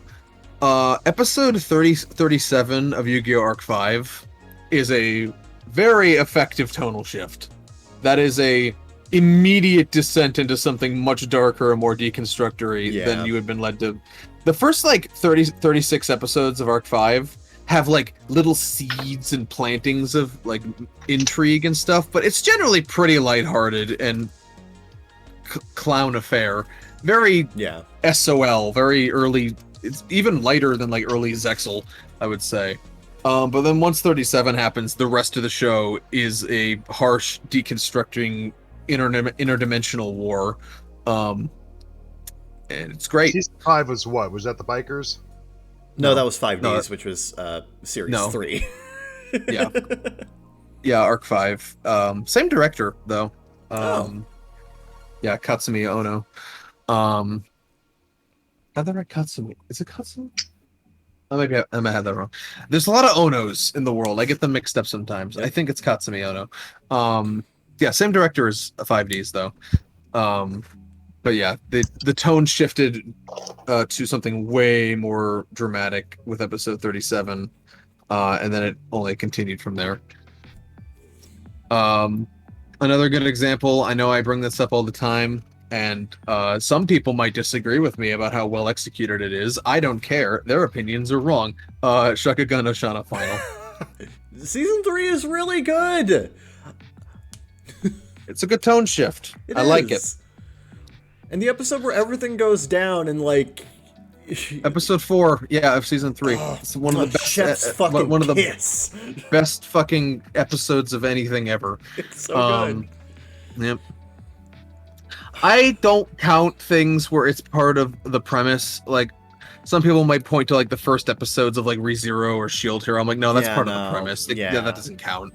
Like I feel like in order to count as a proper tonal shift, there has to be at the very least a good couple of episodes where it lulls you into a false sense of security before it slams on the accelerator.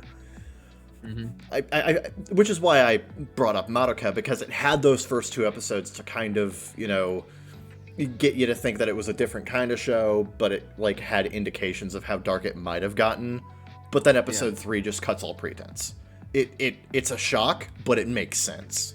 And that's another thing. Like, it's really difficult to do a tonal shift that is shocking to the viewer, but makes sense within the context of the work, because it is.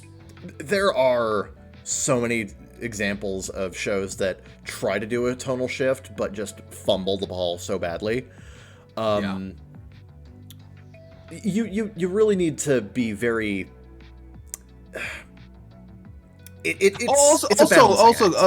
Also another fucking great example, Ruby. Oh god, volume fucking 3, man. Yeah, volume fucking 3. I think Haruhi shifts tone constantly, and I think it always does a good job of it. Oh god, yeah. Like, don't get him started. No, that's a great answer. That's a really great answer. Okay, you know, get him started, I guess. Haruhi has multiple tonal shifts throughout the entire series, and there's. I think it handles all of them very well, because there isn't a single point where it becomes unbelievable or it seems forced. Yeah. It's just kind of a chaotic universe that they live in, so when the tone needs to switch to something a lot more serious, it feels right at home. And then when it goes back to its goofy antics the next episode, it also feels like it's right at home. Yeah. So they've kind of, I don't know if that really qualifies, but they've kind of set up a premise where both can coincide in the same, one day is one way, one day is another day. Yeah. But it all makes sense in like the scope of what they've set up over the first like 5 or 6 episodes. Yeah. And so it has constant tone shifts, but it all makes sense and it never feels out of place or forced. I could bring up Disappearance again. Disappearance was a total shift for the entire series. Yeah, but like even within the movie, there is a clear tonal shift when the plot actually gets going, to the point where Kyona is actually like, 18 minutes into the movie, he's like, so this was a bit long for a prologue, and it really is a prologue, but you needed to understand what exactly all the setup was before I show you how fucked everything gets. First 18 minutes are, this is just a goofy slice of life series, and then it's like, this is a suspense thriller. And it still has episodes that are just like instantaneously. But there are also still episodes where it's just like a goofy comedy, like fucking Day of Sagittarius. Fucking love Day of Sagittarius. But yeah, Haruhi's a great fucking answer. I can agree on that one. Well, those are the discussion threads. Let's get into the Reddit dive. Oh yeah, let's go, baby. Yeah. Got to scroll down quite a bit because I've been saving a lot of shit lately.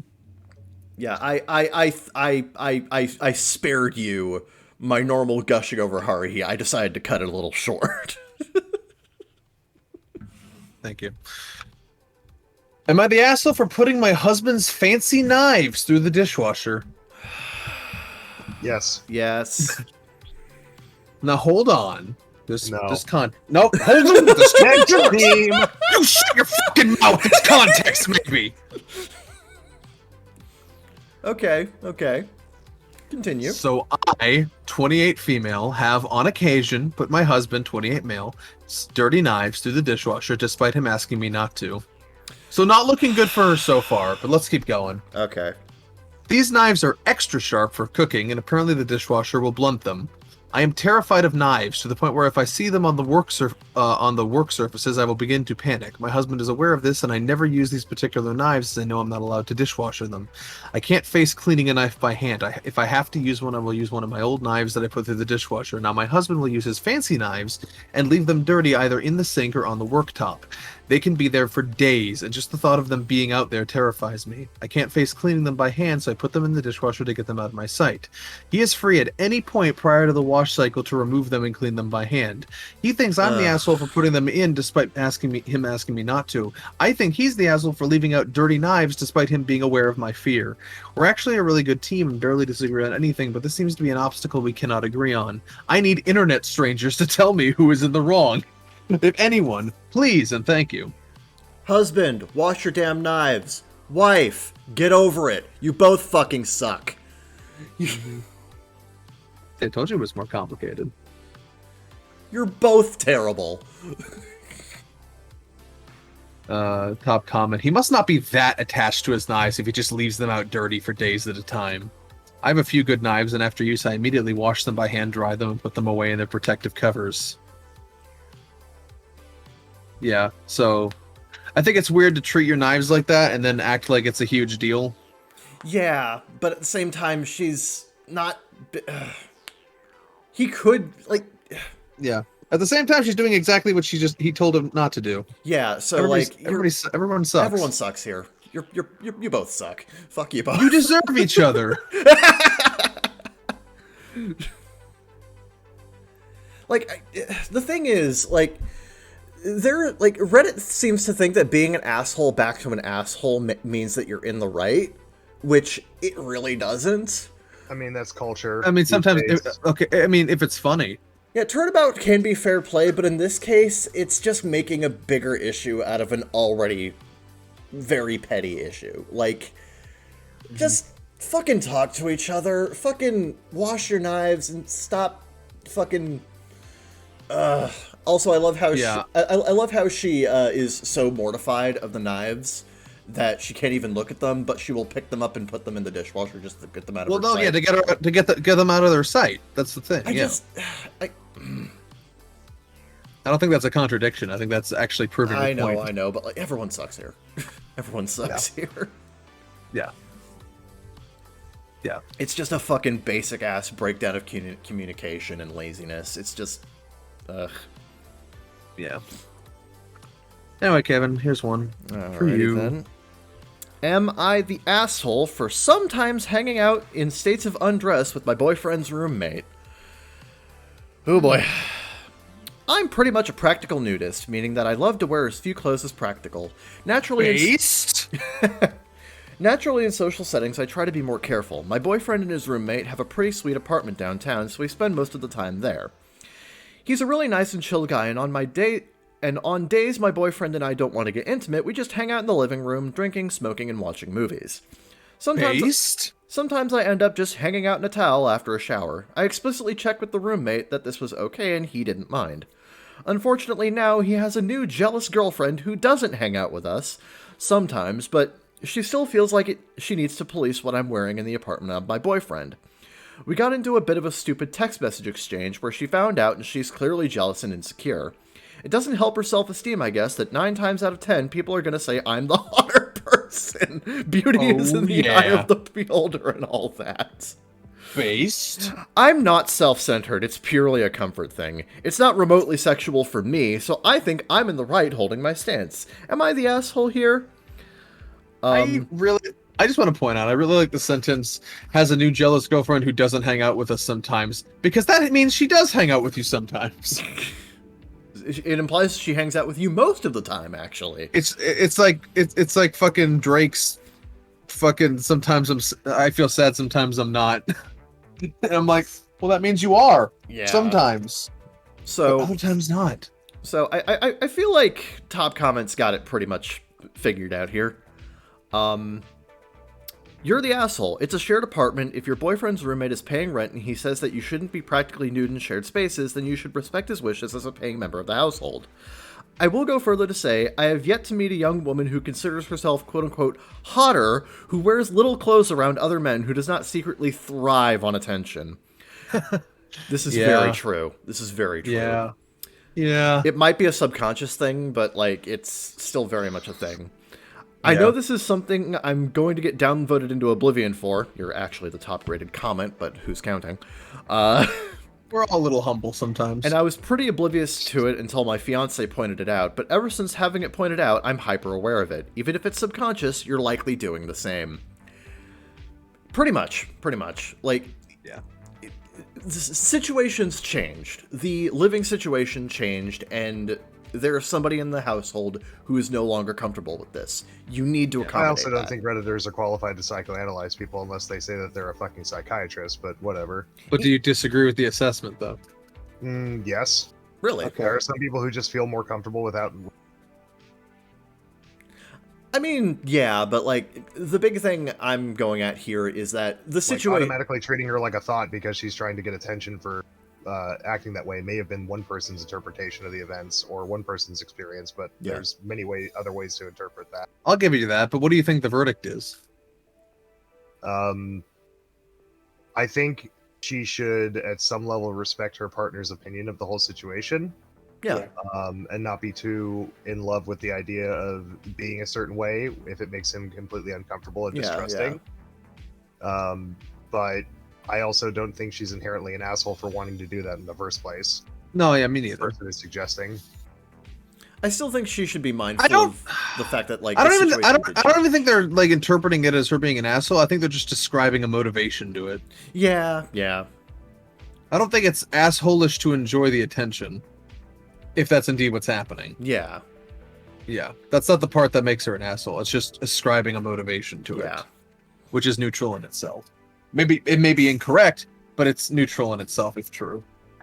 Yeah. I feel like it's a very light you're the asshole, because it's just not taking into consideration the fact that the situation changed and that there are other people uncomfortable with this. So, I feel like OP should be a little bit more considerate in that regard. Yeah. Not necessarily that they're doing this to spite somebody, but it's just, you should probably, make a change here just so that, everybody's comfortable. Yeah. Yeah. So, do better is the official recommendation. Yeah. Honestly, it's not that big of a problem overall, but, like, it just make the small adjustment, OP. Yeah. Are you playing Elden Ring still, or can you read stuff? Oh, I can pause anytime. Okay, I'll send you one then. Yeah, thankfully Elden Yeah. Ring's not an online game. Most of the time. Wait, also I thought you doesn't wait. It also doesn't Can you have a pause? pause button. Yeah, I was gonna say you can't pause Elden Ring, can you? No, there is no pause button. Yeah. Yeah, you just gotta find a safe place and just stand there. Yeah, plenty. Luckily, there's plenty of those, and they're not hard to. Am I the asshole for telling my daughter she needs to pay rent? Oh, I love parents like this. Mhm. I, 50 female, told my daughter, 24 female, she needs to pay rent. She got out of college in February and struggled to find a job until October. I supported her during the job hunt, and she's been living back home rent-free. I was excited for her finally finding the job, especially when it is surprisingly well paying. She told she won't get paid until late this month. I said it was fine, but she still needs to pay rent. The other day, she told me she planned a trip with her friends and was saving for plane tickets. I reminded her again that she still needs to pay rent, as if it felt like she's trying to avoid rent, so she could save money for a trip. She told me she'd pay the rent, but deducting her credit card bill. Apparently, she wanted to pay me her credit card bill first, then keep the rest as rent. I told her it was unacceptable. She rolled her eyes and she tried to walk away. In the heat of the moment, I said some unfortunate things. At the end of the fight, she finally agreed to pay rent and her own credit card bill. My daughter has become extremely distant since. She started working overtime almost all week. I tried to talk to her, even told her she can keep her original plan, but she just kept fixating on the things I've said, either ignoring my message or telling me how I misunderstood her and made her feel bad. My husband thinks I'm the asshole because he thinks our daughter was already stressed, and I kept reminding her for rent money that she didn't have. Demanding rent in a fight made me the villain.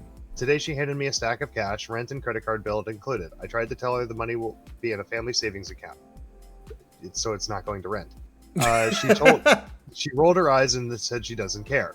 Then she cut up the credit card I was managing the bills for. My husband gave me I told you so look. I honestly don't think I deserve any of this treatment. I love my daughter very much, but I can't help but wonder if my husband was right. Am I the asshole? Yeah, your husband's right. What did she say, Kevin? What did she tell her? A lot of people asked what I said, so I'll answer here. The reason why I said it doesn't matter because it's not. She not only confronted me on the spot. I don't think she'd react that way if the fight hadn't been about money. It was in the heat of the moment. I may have called her a bad or a shitty person, but that was it. I did not cross the line. I mean, you called her a shitty person for not giving you the last few pennies she has while she's trying to live a life. I didn't cross any line. I just said she was a piece of shit. I just said I wish I had an abortion. I didn't cross a line. Right. I'm just gonna go out on a limb here and say you are the asshole. Yeah. But there's more. Oh, There is. okay. I'm just chewing first. That's important. More info. If she doesn't want to pay rent, she doesn't have to. We want her to contribute to the family. Based on how much she's making, the amount equal to the broader city average rent is what made me and my husband decide on. She can afford it. She isn't struggling. That's not Final your update. Okay. Well, okay, so Oh, you skipped over the Christmas part. yeah, final update. This will be my last day update. No, you skipped over this paragraph between those two about introducing the Christmas present part. I clarified the Christmas present part. We charged it on installments, so she knew how much it cost. She's still entitled to use the credit card as she liked. She paid as much as she could with her part-time jobs. Like I mentioned in one of the replies, she never made that much. She barely paid any part of that iPad. It's mostly on her own food and clothes. My husband and I covered the cost. There aren't debt. Nothing can be paid off with her income. There aren't debt. Nothing can't be paid off with her income. So, and then the final update. This will be my last update on the update on the Christmas gift situation. So many people seem to be fixated on it. No, we didn't make her pay for it. We charged it on her card, so she knew how installments work. This was just a rare incident. We have a large sum expense. My husband and I paid it off at the end of each month. She made little money tutoring back in college, and she used the credit card for food and clothes. These were the expenses she actually paid for, and what she made were oftentimes not enough, and I had to cover the extra. The average rent for a studio apartment in the broader city, as I've mentioned, is impossible to find decent rental in this area, so there is no comp for it. So here's what I'm going to say.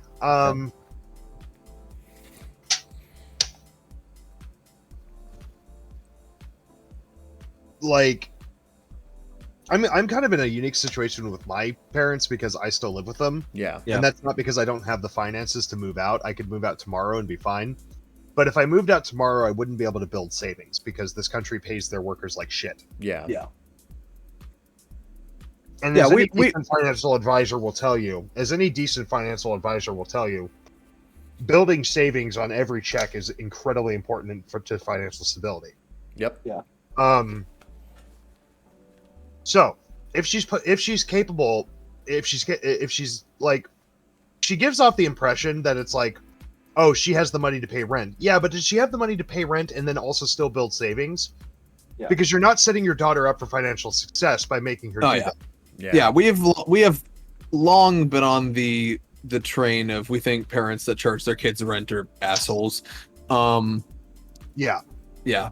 Well, And- I mean, it depends on the situation. So I'm going to say it depends on the situation, because if the person living in your home is eating all your food and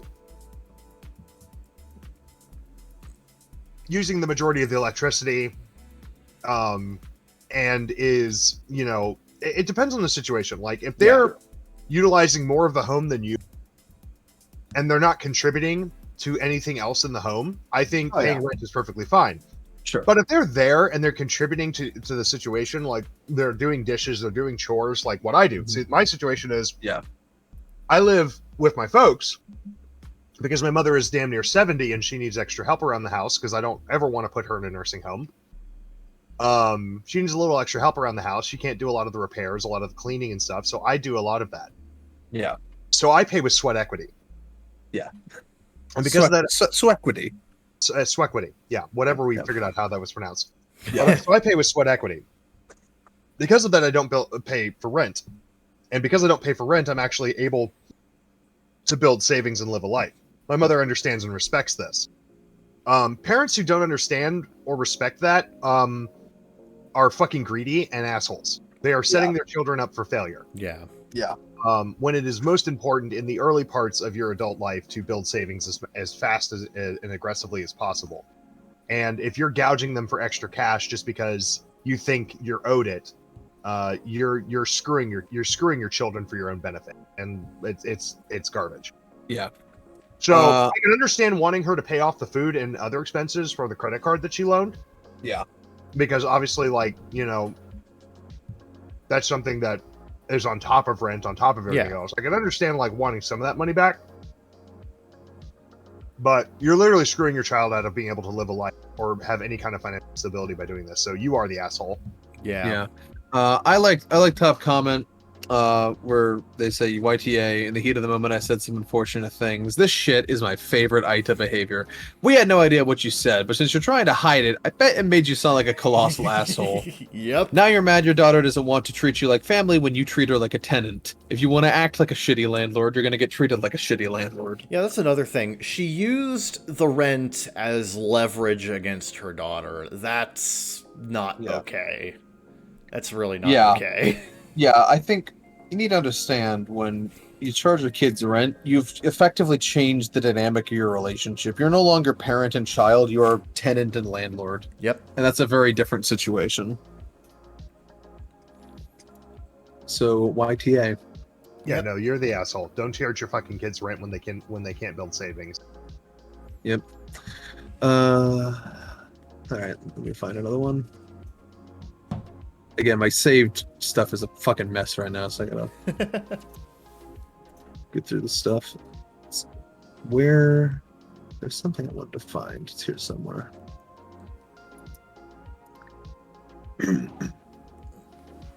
Load. Loading. All right. So I haven't screened this, so we're gonna take a gamble on a tale of nuclear revenge. Ooh. My boss suspended me for his negligence, so I ruined his life.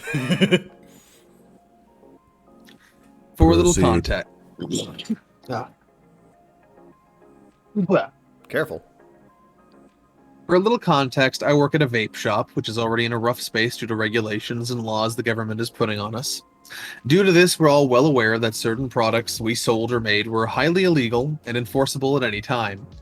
I, 25 male, have been working at my job for a little over a year and a half. The owner of the company is the one who hired me, and she's the biggest sweetheart in the world. Unfortunately, she was forced out of her company by her son. He's the type of person who believes that he's always right, and if you don't agree with him, he'll completely ignore you or fire you. He literally forced his mother into retirement by threatening to unalive himself and continues to use that card every time she even says she wants to come visit. I'd like to come visit you, dearie. I will literally fucking kill myself. Oh, God. Wow, dearie, that's a little, That's a piece of work right there.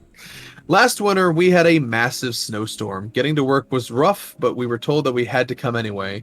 We get there and the snow isn't plowed from the parking lot because he didn't want to pay the guy to do it, so we had to. Due to the lot being being absolutely massive, we couldn't get it all done in time for us to help customers. As they came and went, we noticed the snow being patted down into the ground. It essentially turned into a slip and slide. Of course, he didn't do anything about it and asked me and another coworker to clear all the garbage out from the other side of the building. And when I did, I slipped and hurt myself. I didn't file for workers' comp, but told them I'd need to rest myself while at work. The next shift, I sat almost the entire shift, and because I couldn't do anything, I sat on my phone, only getting up to help customers.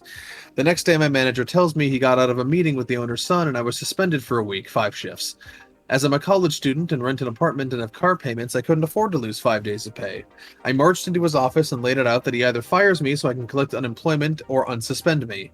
He told me neither was happening and that he was going to use me as an example to the rest of the employees. I was pissed and cussed him out. He doesn't like confrontation, so he shortened my suspension to get me out of the office. He then treated me poorly and singled me out for everything everyone else also does, but I was the only one being punished. Then comes the fact that he wanted to reconcile by forcing me to do handyman work around the place and didn't give me any tools, equipment, or training to do or use any of these objectives. This was the tipping point for me. The revenge. Due to being constantly singled out, I came to learn that everyone else was unhappy with this fact. I learned all the dirty little secrets about the company, including the illegal products, labor violations, tax violations, etc. I used these secrets that I learned to call multiple government agencies, the FDA, OSHA, DOL, and report them by name. First, OSHA came and did an inspection on my day off.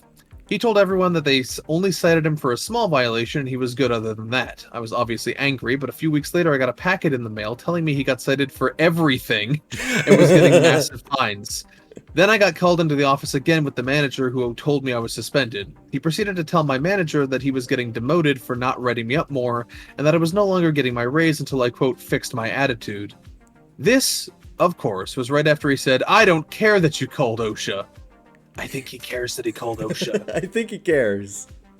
This little act is known as retaliation, which is illegal to do to people who call a protected agency like OSHA. Yep. Yes, that's extremely illegal. Yep. He refused to even... You cannot punish somebody in a business like that for calling authorities. Nope. If they have a probable cause. Mm-hmm. Which He in this refused case, even- OP did. He refused to even look at me at this point, because if he did anything that would imply he was punishing me for calling OSHA, I would have had a lawsuit to destroy him. Now to today. Another day off for me, and I get a text from a coworker at 11 a.m. That message was, FDA's here, manager quit, it's crazy. The FDA and the IRS came rolling in full force in black trucks and SUVs. I came in, raided the place, seizing all illegal products and all the paperwork pertaining to the business. They're still here as I write this, so hopefully there'll be more to come, but knowing how this works out, in most cases I won't have a job much longer and will be on unemployment. Update 1. The ATF also showed up. They confiscated all the housemaid juices. We apparently don't have a manufacturing license. None of us knew this, and that means we may no longer be able to sell products at all. The IRS showed up because there's a possible cause for an investigation into tax evasion. As I learn more, I will continue to update. Update 2! It seems as though, through talks with a lawyer, the son decided to actually take the heat for all of it and is going to have to pay massive fines and probably looking at jail time. He likely won't ever be able to get a manufacturing license for the rest of his life, and they essentially said that he won't be able to open any new businesses. I know he had 2 new locations rented out and in the process of opening. Those are never going to happen now. They're raiding his other business today, and that's going to be interesting, considering that if he doesn't have the paperwork for that business, it could lead to much more jail time. So as of right now, even though my job isn't shutting down yet, his other business is getting raided. He can't open the 2 locations he's put a shit ton of money and time into, and he's going to be fined for all he's worth and possibly go to jail. We'll continue to update in the future. And that's where the story ends now. Yeah, TLDR, my boss punished me for hurting myself at work, so I called a bunch of government agencies on him and probably got all of his businesses shut down. Honestly, it sounds like this is a long time coming. If you didn't make the calls, then someone else would have. So, honestly, this is part of why you treat your workers well, and you don't do shit like this, because one call will actually fuck up your life and your career. Yeah, be a good boss and be a good manager, or otherwise you'll find yourself in this guy's shoes. Yeah. You think when the government agencies came to confiscate his shit, he was just like, you can't take that! I'll literally fucking kill myself! just like, huh, okay, we don't care. Nice try, that doesn't work on us. I have no reason to care, professionally or personally. I have to imagine that's probably what happened. This guy feigned a suicide attempt at 12 and thought, oh damn, I found the cheat code to life. Oh boy. Yep. Son, that only gets you so far. Might be the title. Faking suicide attempts only get you so far. Yeah, there's a hard cutoff point. It's called the FDA. Government don't give a shit. Government don't care. Anyway. All right. Don't look at Quincy Jones. Quincy Jones ain't gonna help you. All right. Am I the asshole for not allowing my daughter to contact her biological parents? Here we go. I, 40 female, and my husband, 42, have a daughter, 9. Oh no. But what's the gender? Daughter? Daughter. That's not how you format Reddit! She was adopted when she was born by myself and my husband, and she knows she's adopted. Her biological mom was a very sweet 17-year-old girl who wanted to give her the best life she could. I don't know if her father knows she was ever born. There was no drug issues or anything like that. Recently, she had a school project where she was supposed to write about where she comes from. She is determined to find her biological mother and father to find out. I offered for her to write about our family instead. My husband and I don't want her reaching out to them. We told her this, and she's upset, saying we don't understand and that she'll always wonder about them. She said we're being selfish and keeping her from finding out who she is. We obviously just want what's best for her. Am I the asshole? Let's address some commonly asked questions. Commonly asked questions. The adoption was closed per my husband and I's request. The birth mother did give us her contact information in case our daughter ever wanted to find her. Oh, wow. Interesting. Oh, Interesting. And she does have a letter from her birth mother explaining why she was adopted and that it wasn't because she didn't love her. Interesting. So what's the problem, OP? Before we get to the update, I just want to really appreciate, I love when ITAs have FAQs. Yeah. So, yeah, just read top comment and then read the update. Okay, top comment. Please, please, please reconsider this. Do some research. My little sister was adopted at birth in a similar situation, and I am a foster/adoptive parent now. And I promise, if you don't let her meet your birth family when she's younger, she will create her own narrative about them. They won't be real. They will be saviors or demons, and that will follow her into adulthood. So will questions about who she is, where her freckles came from, why she is questions about who she is, where her freckles came from, why she is allergic to cats. If she meets them now, much like a beloved but weird aunt, or a step-cousin who lives in the basement, or a best friend you adore but still see as human, she can accept them as real people like all of us, with great attributes and maybe serious flaws. Even if she struggles, you have years left to process and be there for her and help her through. That is not necessarily the case if your lack of support makes her take this journey as an adult or otherwise without you. Please evaluate whether saying no is really born out of your fears and anxiety, and kindly, maybe be a self-centered choice. You wanted to say something, sir? Yeah, I want to say a whole lot of fucking shit about this. So this person's stance is that no, you should absolutely make that person and get them inserted into their life. Is that what he's saying?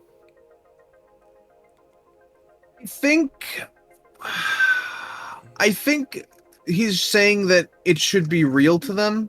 Yeah. It shouldn't be put off as something they get to construct. They have to construct their own narrative around, because that'll cause more serious issues down the line. Yeah. And the thing here is that the birth mother is not against, being contacted about her biological daughter, after the fact. So it really just comes off as OP being highly insecure. Yeah. You can keep Except reading the... You're wrong about all of this, but that's okay. Okay. We'll go on. So do I speaking from a person who no, actually let him talk. Okay. No, speaking from a person who was adopted and who had a sister who was adopted from the exact opposite end of the scale. Okay. So what I mean by that is I was adopted as a baby, and I never once gave a shit about. I found out when I was adopted when I was 5, I think, and I, basically asked the question, "Where did I come from?" And my parents told me the story, and then I accepted it and moved on. There wasn't anything inherently wrong with my original birth or anything like that. Like, oh god damn it! This person, this person claims, oh, the mother is sweet and everything, and she's a nice person, and she wants to be in contact and whatever. The problem is, my sister is the exact opposite. Okay, my sister was adopted later in life, and constantly, even though she knew everything about her birth mother, invented narratives anyway. And we had to try to coerce her out of in realizing the truth about her mother, that her mother was a drug addict, that her mother was not in a good place in her life. And I think the important thing is, if she wants to know about where she comes from, it's fine to tell them the truth. But at the same time, I don't believe that consistent contact with that individual is necessarily a good idea. Because what happened to my sister is once she started figuring out ways to get in contact with her mother, she stopped caring for our family and started considering our family like, everything from kidnappers to whatever. There's obviously going to be a comparison that gets formed between what you experience in your family and what the apparent experience would be if you went back to this person. And since that person isn't actually raising the child, they don't have to do things like fucking punish the child when they do something wrong. Yeah. So how did my sister perceive it? My sister perceived it as, we're mean because occasionally we punish her for bad stuff that she does, and she did a lot of bad shit. And her mother would never do anything like that. She's never done anything like that. And I'm like, she would if she fucking raised you. Yeah. And it made it impossible for us to build a proper family dynamic with her. Right. So honestly, at least until they're a young adult and can make informed decisions by themselves, I believe that if a person gives up their child, they don't have a right to see them. Nor should they be given a right to see them. But you should still just tell them the truth. Yeah. Like, sure, but like, she's also 9, so there's I mean, even if she wasn't, there's a pretty visceral difference between hearing the truth and seeing it. Well, but again, even if she sees the truth, it's going to look different than when the truth actually is. Because like, she can hang out with her mom, but unless her mom's going to take care of her like every other weekend, yeah, and actually has to be a parent, it's going to create a Neverland scenario for her birth mom. And then everything, all of the corrective actions and difficulties that she goes through on a daily basis with her actual family, because that's how families are, they go through difficulties, is going to make them, it's going to she's going to invent a fantasy about her mom being so much better than her fucking yeah, girlfriend. But wouldn't it be preferable if that fantasy was at least based on something rather than nothing? I feel like there's a hot itself is incredibly dangerous. Well, yes. Well, you don't know that's going to happen though, and I feel like there's a slight less chance of it happening if she knows and she has had that experience. I feel like that the chance of that sort of thing happening goes down, particularly if you're able to broach it, together and carefully in a controlled fashion. I don't know, man. What I will tell you is that every adoption agency does have protocols for things like this, and they're very specific about how much contact that they should have with the original birth mother. Yeah, well, I think for this exact reason, because this is a consistent thing that keeps happening. Yeah, is that the foster parents end up being in a worse position because it's harder for the child then to make a proper connection with them. Right. They feel like they're torn between two worlds. Yeah, I mean that's inherent to the situation. It wasn't for me. And that's because I never had contact with my birth mother. Yeah, well, everyone's different, I suppose. I know. I'm just saying that there's a reason the adoption agency's protocols when it comes to this kind of thing. Yeah. It's tricky because I feel. How do I put this nicely? That was as nice as I could put it. This one actually kind of triggered. Yeah, sure. No, I get why. There might be an argument to be made that you and Top Comment are both looking at it from different sides.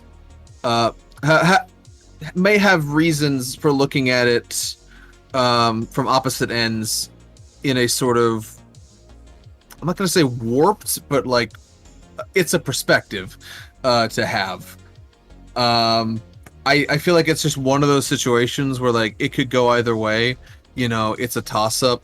You don't quite know how they're going to react to it. You don't know what's going to... This is one of those things where I would get an expert involved. I would get a child psychiatrist involved. That's a better idea, get an adoption industry. I would get an adoption official involved. Sure. I would get a caseworker involved, and I would get a whole plethora of separate opinions before making a decision on fantasy.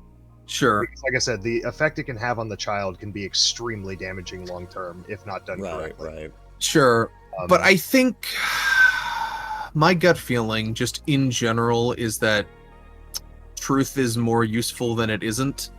To those who can handle it, that's the problem. Is children are very much have difficulty handling a lot of the truths of lives, which is why we don't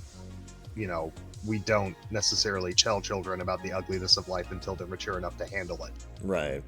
Well, some people are never mature enough to handle it, so... No, but I mean, I agree, and that should be done by case-by-case basis, but generally, children on the broadest scale are definitely not. Well, this might be a little beyond the scope of the question, though. The question is, are they the asshole? Yeah. For completely shutting down the possibility, I would say yes. I think it's. I don't think it's your place to do that. I think it's the place of a professional to make that decision. And it's like, yes, I yeah. understand you're the father and everything, and you have cared for this person, and you have a lot of debt. It's the mother actually, but yeah. Sorry, the mother, and you are the Yeah. mother, but you have a lot of debt paid into this relationship. Yeah. But this is literally something that could affect somebody very long term, and I don't think you should be making that decision. I think you should leave that to a professional who monitors hundreds of families and has gone through hundreds of children and understands this much better. Yeah. Fuck, I wanted to say something else.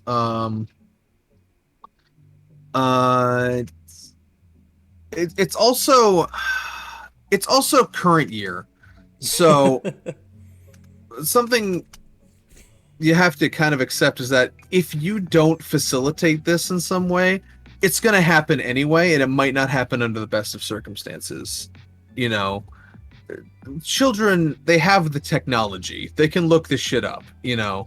Like, this isn't the 70s anymore. Like, you can, like, there's tools and resources for this sort of connection to happen beyond your notice or control. Yeah. I think it's kind of inevitable if she really feels that strongly about it, so it's something you're better off facilitating, or at least getting the ball rolling on starting that process rather than completely shutting it down, because I think in current day you kind of can't shut it down. Like, if they want it, they're gonna find it. And that's also part of my argument of why I think just shutting it down is a bad idea, because like it's gonna happen if she cares enough. What it needs to happen is that it can be done, but it needs to be done under supervision every time. Yeah, that's what I'm saying though. Is that shutting it down makes them the asshole, because it's just, if nothing else, it's just short-sighted. You know, like, it's gonna happen. You might as well be a part of that process. So I think YTA. Yeah. Just on like that principle alone. Yeah. All right, let's find another one of these fucking things. That was a complicated one. Yeah, my mouth is dry.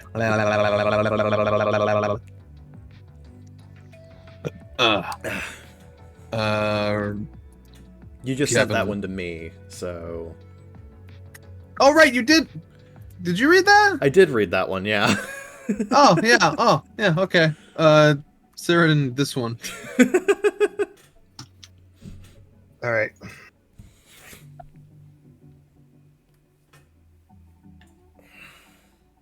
Forgot you read that. Yeah, I didn't. It's been us talking for so long, I forgot it was you. You both had really strong opinions This one's on really it. short. Nice. Am I the asshole for not wanting another child using my baby's stuff? Oh boy. I had to process that for a second. When I said not wanting another child, so you don't want to have another child.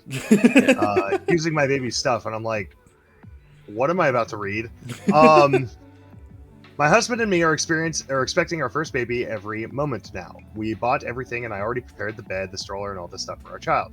My SIL visited us. What does that mean? Sister-in-law visited us. I don't know Reddit speak. Fuck Reddit. Visited us yesterday with her baby, 2 months old. All was well until my niece got tired and had to take a nap, so my sister-in-law asked to use our crib. Well, I don't feel comfortable with another child using my newborn stuff. I can't explain. You're a fucking asshole. Explain why. I just how I feel. I said no. It got awkward, so they left. Today I saw my mother-in-law texted my husband that I acted like an asshole. She also thinks that I'm selfish and spoiled. Yes. I feel like I should have said yes, and the baby could have had a nice nap, but I also think I am in the right for wanting my baby to be the first to sleep in its own bed. So am I the asshole? Yes. Your baby's not even out. Wait. Yet, okay? What is this hot take? Not the asshole. It is completely understandable. You're a first-time mom. You're going to want to experience a lot at the first time sleeping in his bed. No. The welfare of babies need naps, and the welfare of it. No. The top comment here is completely fucking wrong. Babies need fucking naps. You had a perfectly viable crib for your fucking family members or friends to use, and you decided, no, I want them to be the first one to sleep in that crib, and I'm like, okay, maybe I just don't understand women like that. Yeah. Like, I apparently Probably. just don't understand women, because if this is the status quo, we're fucking doomed as a species. Yeah, we're just a bunch of dudes being guys over here. We don't get this. I don't understand the fixation. I understand the feeling, but it's like I wouldn't let it influence my decision making. Yeah, In that, yeah. like, it's like I mean, like that babies need naps. Yeah. You know, who doesn't? You know, I mean, I may be like, oh, that's kind of disappointing. Yeah. Oh well, you know. So yeah, I guess they're I guess they're the asshole. It's kind of a what the fuck ever situation though. A little bit. Somebody makes a good point here. Okay. OP is obviously the asshole, as we found out via their comments. Apparently, they made a bunch of comments. Oh no. They're your typical pre-parent. Other parents aren't competent like I'm going to be. Unlike those two other responsible people, I'll make sure to bring everything I need where I go and provide for my baby. Meanwhile, homegirl doesn't even know what safe sleep looks like. Oh no. Yeah. So never mind. You are the asshole. Yeah, you're the and asshole. I will Fuck you. that anyway. Like, I have a massive issue with people causing living human beings stress, anxiety, and inconvenience over things that haven't been born yet or things that are already dead. Yeah. They are not the priority.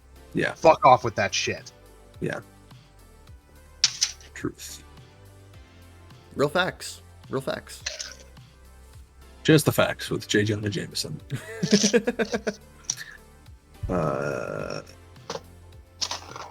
Let's see here. I gotta look around because I think I ran out of things I saved. All right, let's roll the dice. Today, medium Tifu. Today, I fucked up by installing a new water heater. Okay. How'd you fuck What this could one up? possibly go wrong? It's not safe for work for some reason. Let's find out why. It's because he lost both of his arms in the explosion. Then how is he typing it? Sorry for the long post. Took me a while. I had to type with my nose. He's just fucking nosing his keyboard like one of those ducks with the sippy cups. Like. Anyway, about 4 months ago, I achieved a lifelong dream and installed a bidet in my bathroom. just flashback 20 years. I have always wanted a bidet in my bathroom.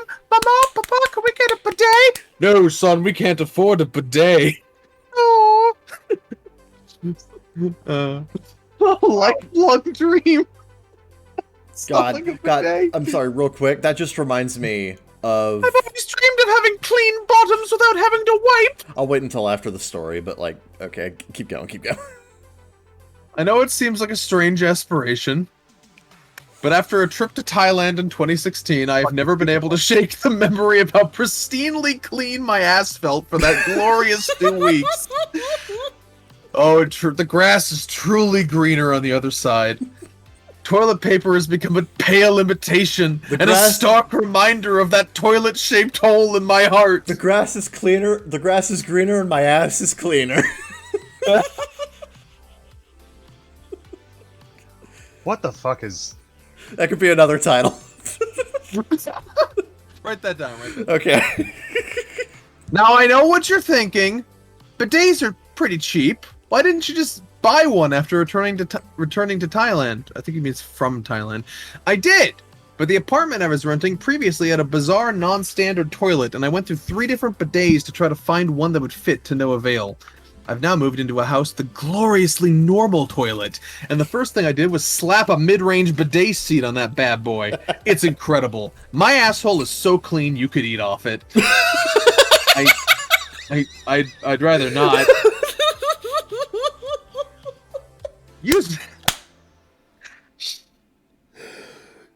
the restroom in any sort of public space now is an exercise in sadism. My home bowl is the only place I want to do my business.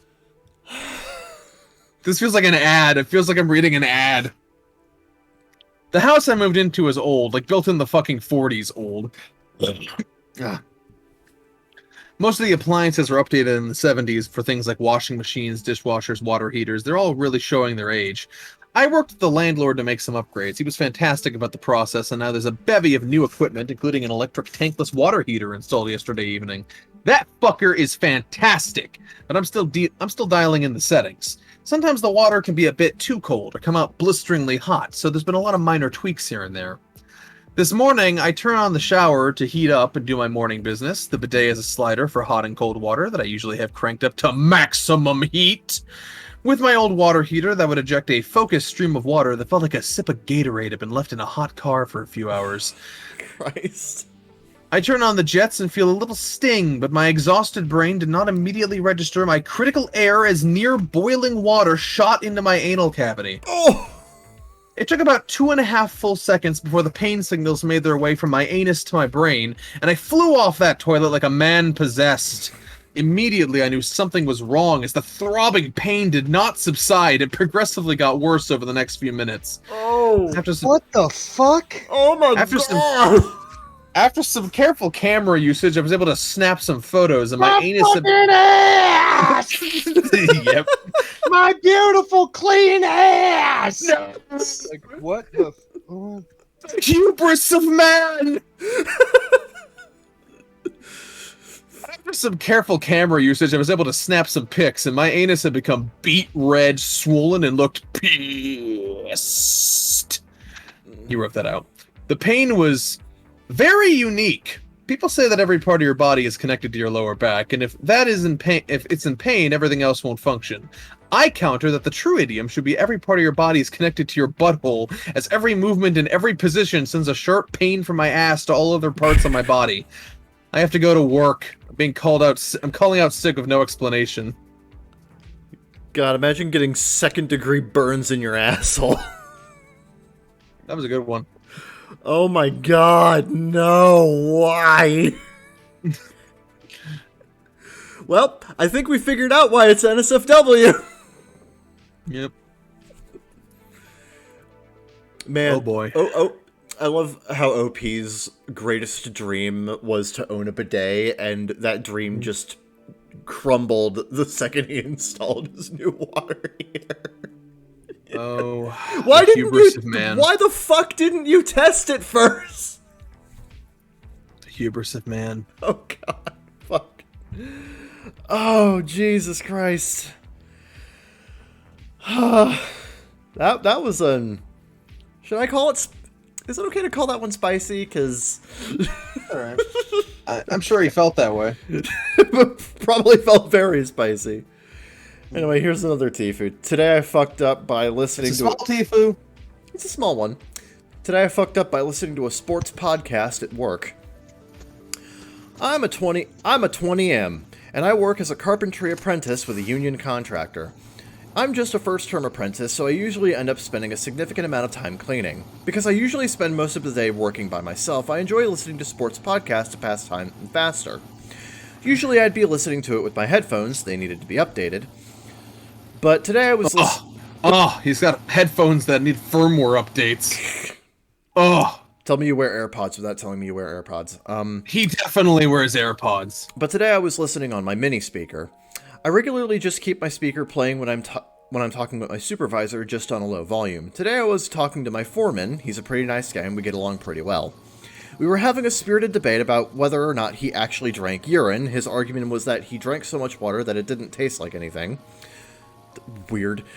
Please, more context there. When our conversation came to a pause, to my surprise, David Jacoby blurted out, "Vibrating anal beads!" We both burst into laughter. After he left, I backed up the podcast to see what the story possibly could bring this up. It was some story about a chess player and coach using vibrating anal beads to communicate, which is cheating. Okay. Great strategy. What? That should be the real story here. I've actually heard that story before. I actually know what the story, like, I've heard that one before. Link me. I'm gonna have to look it up. I'm gonna have to find it and link it to you. It's crazy. Or just find something to read out loud in a bit. Once I actually had an explanation on why that came up on the podcast, I went to go talk to my foreman. I stupidly kept my podcast playing while I was looking for him. While I was passing a couple of coworkers, it was blurted out again. I cut my losses and continued looking for my foreman. I played it back for him and we both got a good laugh out of it. TLDR, David Jacoby embarrassed me in front of my coworkers twice without trying. Yeah, top comments like, I was honestly expecting you to have lost your job over listening to a podcast at work. He said small Tifu, not medium Tifu. Yeah, this is small. It's just a little awkward. Kevin, look up that story while I find something else. Yeah, chess. My Google search history is going to be weird. Chess player cheating using beads. There it is. Okay, tell us the story. Okay, from Euronews Culture, chess grandmaster denies cheating by using anal beads. God damn it. If you thought that chess was boring, the Netflix show The Queen's Gambit soon sorted that out. However, some recent cheating accusations have just made the discipline a hell of a lot kinkier. Indeed, 19-year-old chess grandmaster Hans Niemann is currently at the heart of a scandal that is rocking the chess world, or should that be making the chess world vibrate? Niemann has been hit with accusations on social media which state that the only reason he won against the world's top grandmaster Magnus Carlsen earlier this month is that the young player cheated using wireless vibrating anal beads. You read that right. The 4th of September win at the Sinkfield Cup in St. Louis represented something of a meteoric rise for Niemann and was unexpected as Magnus had not been beaten in 53 sittings. Niemann was the lowest ranking of the 10 players in St. Louis and had become the first chess player to beat Carlsen in more than 2 years. Carlsen decides to withdraw from the event following his loss. Quote, "I've withdrawn from the tournament. I've always enjoyed playing in the St. Louis Chess Club and hope to be back in the future," he tweeted. The 5-time world chess champion also added no further explanation was provided, but many interpreted Carlsen's post as insinuating that Niemann cheated during the game. Quote, "I prefer not to speak. If I speak, I'm in big trouble, and I don't want to be in big trouble." To further spice things up, the same day, Carlsen withdrew on the 5th of September. The World Chess Hall of Fame suspiciously decided to beef up its anti-cheating security measures. This included scanning Niemann before his next match. So, yeah, he cheated using wireless anal beads.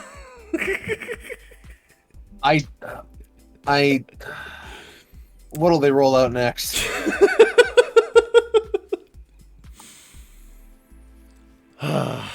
Fascinating. Is there an essential one? God, I fucking love fucking stories like that. Yeah, fantastic. Yeah, I've actually heard that story before. I heard rumblings about a recent chess world scandal. I didn't realize that was what it was about. They should have put that in the headline. That's the one. That's the one. It's like they don't even want my clicks.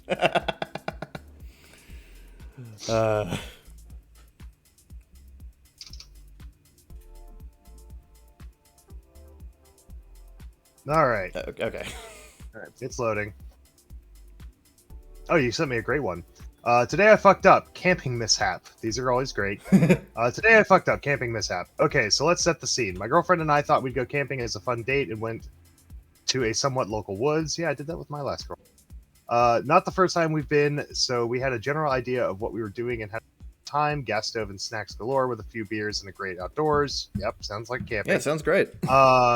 We were using a poncho, which is basically just a waterproof sheet that goes over the top with no sides, not a fully enclosed tent. That's interesting. Anyway, the fun part. Before we're about to settle in for a glorious night of blanket tug of war in the trees. Great. Yeah, I've done that one with my girlfriend too. The overwhelming urge to go and relieve myself needs addressing. Baby wipes in hand, I venture to the darkness to find a good spot to release a considerably runny poo. Ugh. Yeah. Unpleasant but necessary. Zeke, also your fan. Clean myself up and head back to get my head down with it without any problem. Oh, the next morning we wake up, not in any particular rush. We're sitting under the poncho and I hear lady shout something about her dog. A lady shout something about her dog, which is running towards us, which could have been bad. No lead, which is fine because she probably wasn't expecting to find people camping on her dog walk. So immediately I'm like, oh yeah, okay, maybe it's not the most friendly, but he seemed nice enough at first. She shouts again, and I hear her this time warning us of her dirty dog.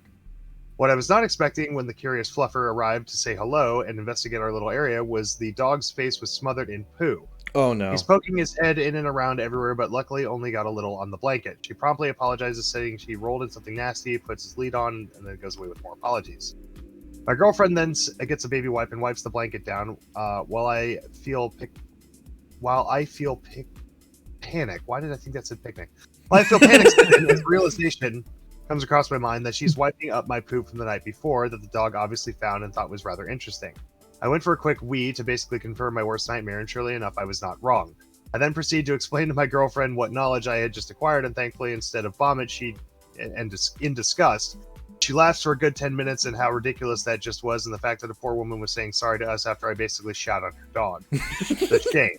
TLDR, went camping, pooped in the woods, dog finds says poop and returns to sender in form of play, which girlfriend then cleans up not knowing it was mine. Returns to Update. sender. Everyone who suggested a shovel spade trowel, I completely agree with you. However, we hacked one. Definitely a must for if we ever brave a third attempt. And for all the shade thrown my way, I also agree. I'm not trying to hide from it at all.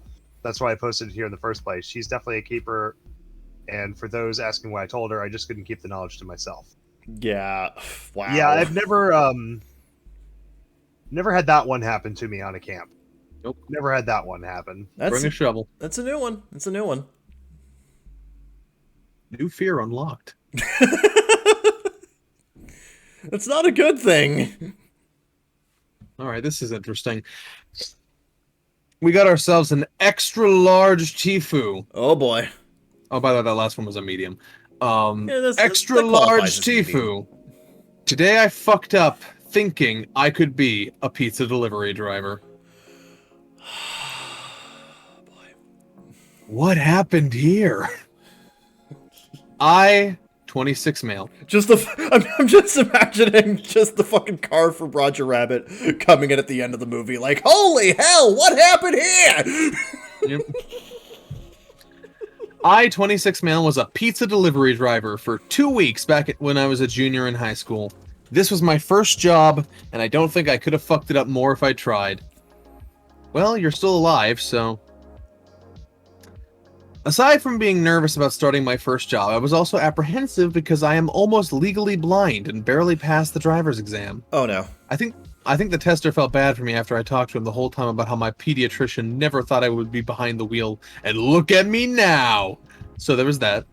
Didn't even think to consider that part of delivering pizza is, reading the house numbers to figure out where the food goes. I was so excited I got my first job, I could finally smoke cigarettes for 6 to 8 hours a day without my parents finding out.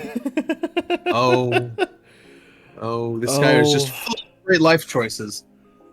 I came into work for my second Thursday shift, and instead of buying cigarettes for the road, decided I wanted to spice up my drives with a hookah. I bought a small one hookah in your fucking car. What? While delivering pizzas, yes. I bought a small 1-footer and actually fitted in my cup holder really well. The clouds of smoke that came out were much better and smoother than with a cigarette, and I liked that I smelled like sex on the beach instead of stale cigs. I get a delivery that's 30 minutes into the middle of nowhere, Pennsylvania, and I'm like, hell yeah, tunes and quality time with my hookah.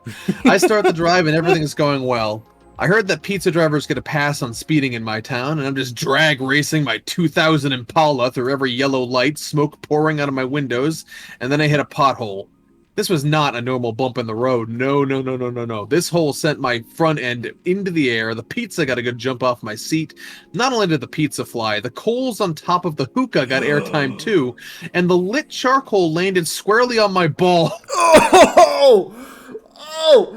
I panicked and started furiously grabbing at my junk. I knocked the coals onto the felt footliner, cut across the right lane to the shoulder, and jumped out of the car. I had ruined the crotch in these khakis, and there was a big burnt hole right through the zipper. You could clearly see my boxers through the hole.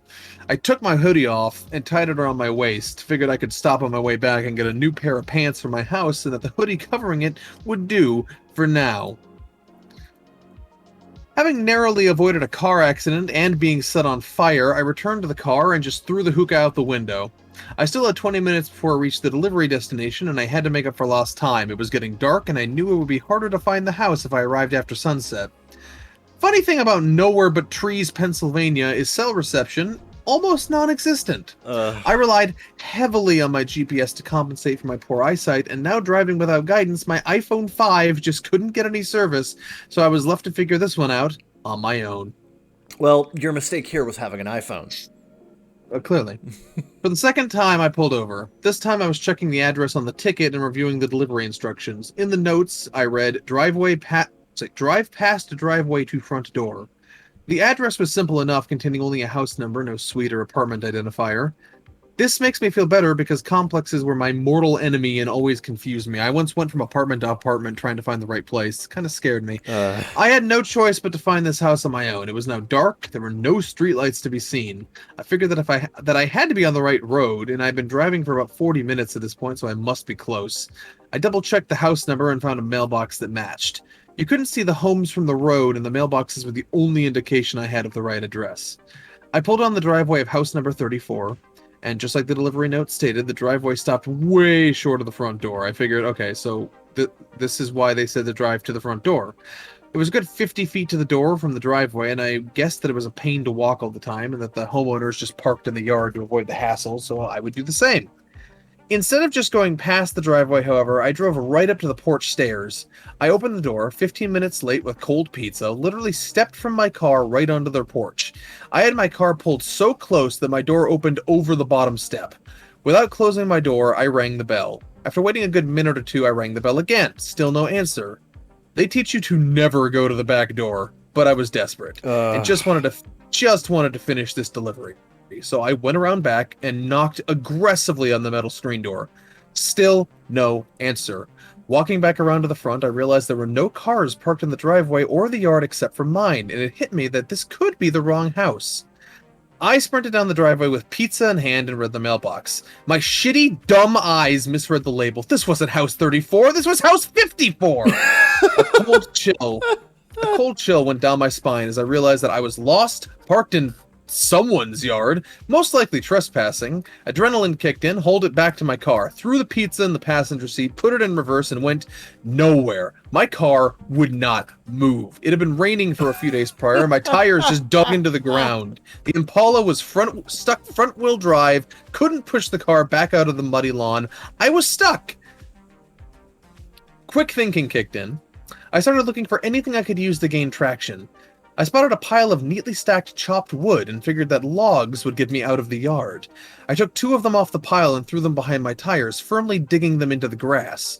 I got back into the car, set the shifter to R, reverse, and tried again.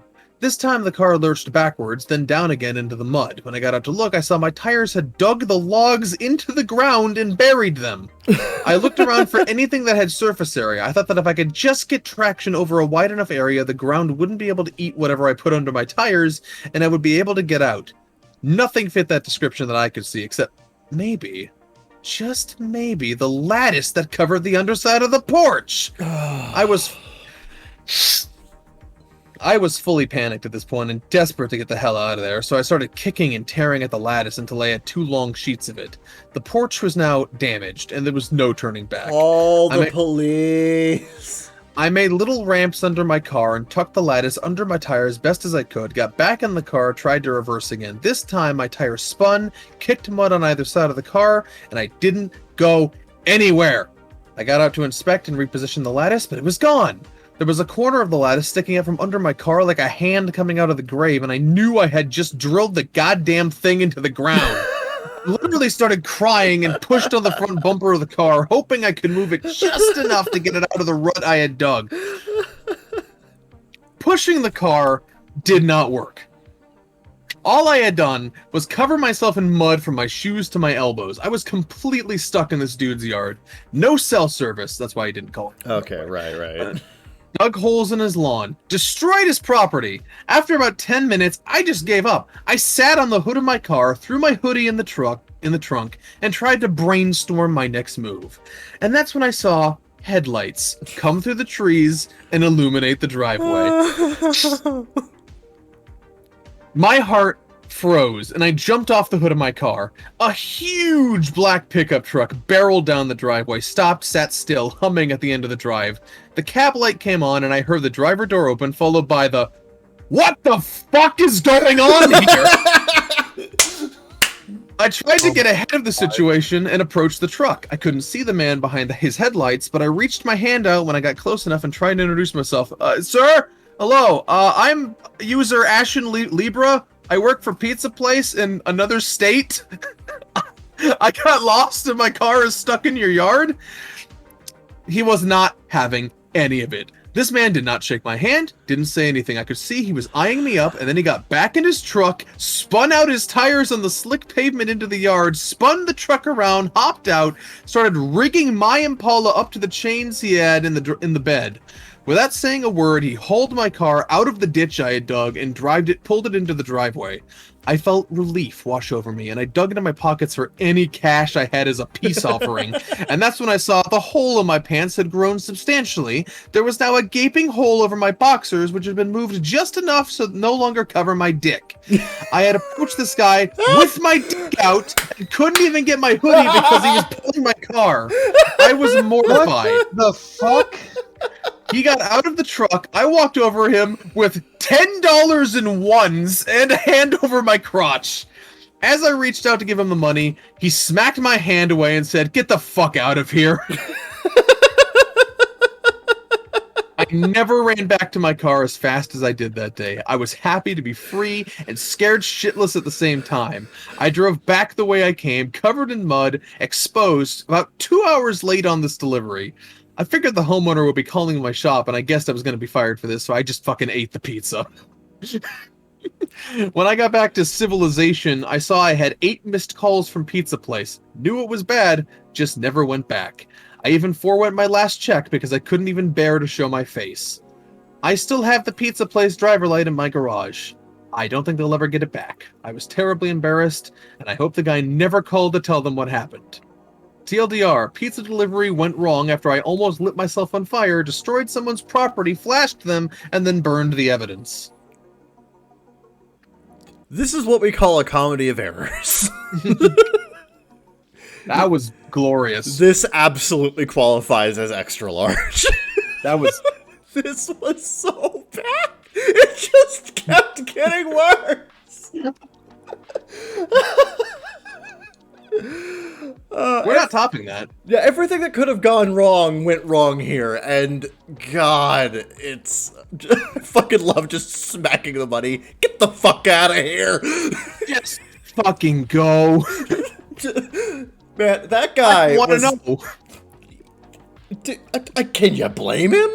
You come into your own yard after God knows what kind of day you've had. You pull up in your fucking gigantic ass black truck with like fucking monster truck wheels on it. You look over here, there's some poor blind bastard dug into your damn lawn with mud all over him, his dick hanging out. His lattice underneath your lattice underneath his car. Yep. Trying to deliver a pizza you didn't order. You think that's bad? There are so many questions there that, like, I wouldn't bother either. I'd just be like, get the fuck out of here, you dumbass. I have $10. So just leave.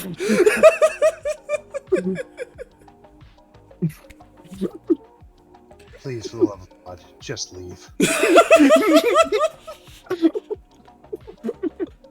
Oh, that was great. We're not topping that. Let's go to the lightning round. Lightning round. Let's go. It's time for the lightning round. This is where we go to unpopular opinion and find some unpopular opinions. Are they popular? Unpopular? Do we disagree? Agree? Am I saying everything backwards? You bet I am. It's time for the lightning round. Yeah. Unpopular opinion. If internet speeds are variable, the bill should be too. Agreed. Agree? Yeah. If you're It not should be- getting, if you're it not should getting, be, it should be metered like a cab. yeah, if you're not getting a full service, you should not be getting charged, the full amount. Yeah. Maybe. I could easily imagine this being a fucking monkey's paw situation, though, where it's like, oh, that means it'll actually be higher. So maybe it's kept lower this way. I don't know enough about this to know for sure. Yeah. It sounds right, but maybe maybe it's better if it's not. I don't know. I don't know. I'm wary of the monkey's paw in this situation. Yeah, don't want those fingers curling. Mm-hmm.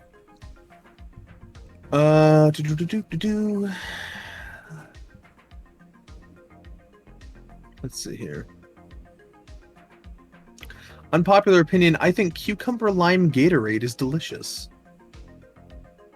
I never had it. I have an unpopular opinion. I have never had it either, so I have no strong opinions one way or the other.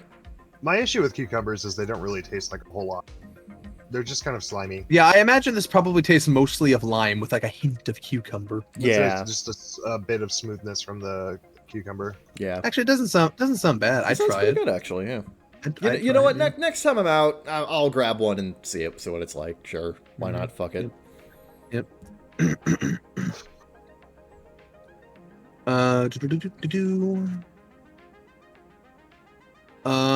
Unpopular opinion. It's annoying when people comment Aita judgments in other subreddits. Oh, it's funny. It's great. You're the asshole. Oh, hold on. I bet someone commented that. Let me log. NTA, they should know better. Everyone sucks here. There we go. Unpopular opinion. I find the saxophone to be an incredibly annoying sounding instrument. Well, it's unpopular. I'll give you that. I'll give you that. It's an unpopular opinion. Yeah, somebody needs to just sit down with some Kenny G and get carried away. Yep. I had a Kenny G CD when I was very young, and it was a lot. Yeah. It does? Really? I think so. Oh, okay. I can see that. Yeah, it was one of my favorite things. Remember CD players? I remember CD players. Yeah, I used to have one. Yep. I had in like elementary school. I had a fucking portable CD player. I had like a bunch of CDs in my backpack. Those were the days. Yep. Those were kind of annoying though, because they kind of like if you position them weirdly, they'd kind of skip, so you had to like keep slapping them. Yeah. And they didn't, unless you had one of the really fancy ones, like shaking it at all would just skip your tracks. Yeah. Yep. Also, okay, cheap headphones today suck. Cheap headphones back then were probably way worse. They were way worse. They were. Yeah, but I was like 9-10 years old, so I didn't know any better. And I was probably I don't know. It was a different time. I have nostalgia for it, but I probably shouldn't. Much like a lot of things. I mean, I have nostalgia for VHS tapes, and those are fucking terrible. Yeah, there's a certain charm to the aesthetic, though. There is. Yeah. Oh yeah, by the way, I forgot to mention this after you were done with the fucking bidet Tfue. But another thing, I'm like, that entire Tfue just reminded me of I plan on checking out Kinnikuman Man soon, and the sequel, Ultimate Muscle, has a character who is literally just a walking toilet. The English version refers to him as Hollywood Bowl, but his Japanese name is literally just Wash Ass. Interesting. Good advice. And in this corner, yeah. Wash Ass! Yeah, I don't want to fight that guy. No, he can have the round. He can have it. Yeah. Can I mulligan? Can I get someone else? I'll trade you. Okay. Okay, keep going. Let's see. I hate, unpopular opinion, I hate the use of the word vibe. Well, I don't like yours, so. I don't like this guy's vibes. You know, not a fan of the vibes. Yeah. I can't vibe with this. Unpopular opinion, I do not like food wrapped in bacon. It can be done badly, I'll give you that. It can be done badly, but it can also be done very, very well. Yeah. It's one of those execution makes the difference. Yeah. Kind of reminds me actually of like the first episode of Food Wars and Soma's like bacon wrapped potato thing. Yep, yep. Yep. I've heard like I think that was actually like recreated on like Binging with Babbage or whatever the fuck, and apparently it was really good. You did. Yep, you did. Yeah. Remember that.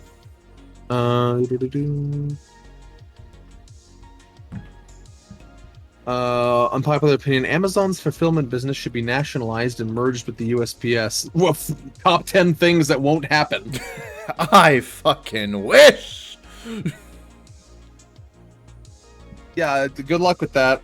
Not happening, but man, No. imagine. Also, if let me clarify. If it does happen, we're fucked. Okay, you don't want that. No, I know it sounds more efficient, and it probably is, but it would also be bad.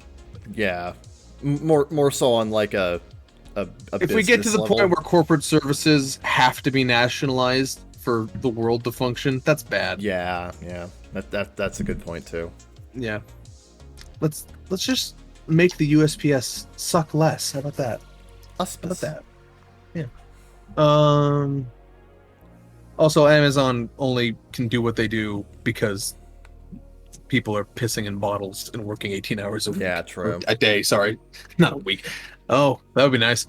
No. Yeah. And sleeping in their cars and shit. So maybe not the best thing to strive for. So honestly, I feel like we should probably abandon the notion that, 2-day shipping is normal. Yeah, It's not. It's not. It's really not. Yeah, like it's not good. Well, for a consumer, it's not. For businesses, it's pretty. It's not unheard Yeah. of. But it's only possible because of abuse, though. For now, until there's there may be some technological paradigm in the future or whatever. But with current technology, it's only possible because people are pissing in bombs. Right. Anyway, though, unpopular opinion: if they picked a hotter Jacob, Team Jacob would have won. Are you saying Jacob wasn't hot enough? What? What? First of all, this doesn't even make sense on a conceptual level because the books were written before he was cast, so that doesn't make any sense. Yeah. But also, are you calling Taylor Lautner not hot enough? Yeah, what do you got against my boy Taylor? Huh? What? Have you What is seen this? him? I'll give it. It's by the an sake. unpopular opinion. I'll give you that. Dude, I'm not even a fucking like Twilight. I don't even like Twilight at all, but like come on, Taylor Lautner is fucking hot, man. You could grind cheese on those abs. Let's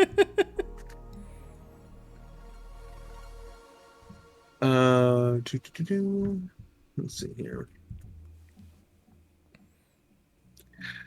Unpopular opinion: gifting someone home decor is inconsiderate. I can see where they're coming from. I guess. It could be a burden on the gift recipient.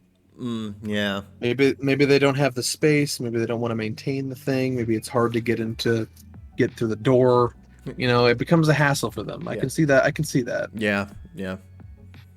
It depends on the person though. Like some people might like that, others might not. Like get a gift that fits who you're giving the gift to.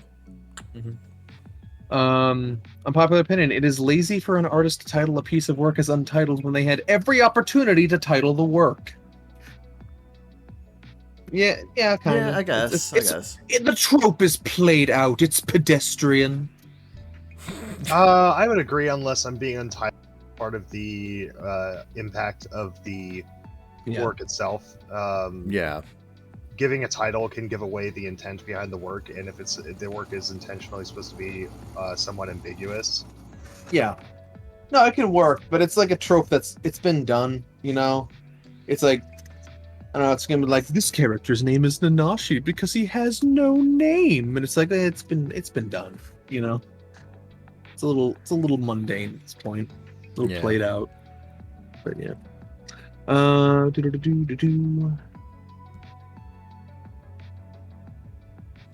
Unpopular opinion: French toast is better savory. I grew up having mayo on my French toast and only realized this was not the norm when I was a teenager. I wasn't even aware that people ate French toast with sweet condiments until that point. I've tried both, but savory is the way to go. I never tried it with mayo. Interesting. I'm gonna have to disagree. That doesn't sound good to me. That doesn't sound good to me. It sounds good. It's like you ever toast a burger bun with mayo? It's good. That is true. That's true. Yeah. I have to try this now. Yeah, tell me how it is. Mm-hmm. Let's see here. As you know, I'm now a mayo guy, so gotta expand my repertoire. Goodness gracious.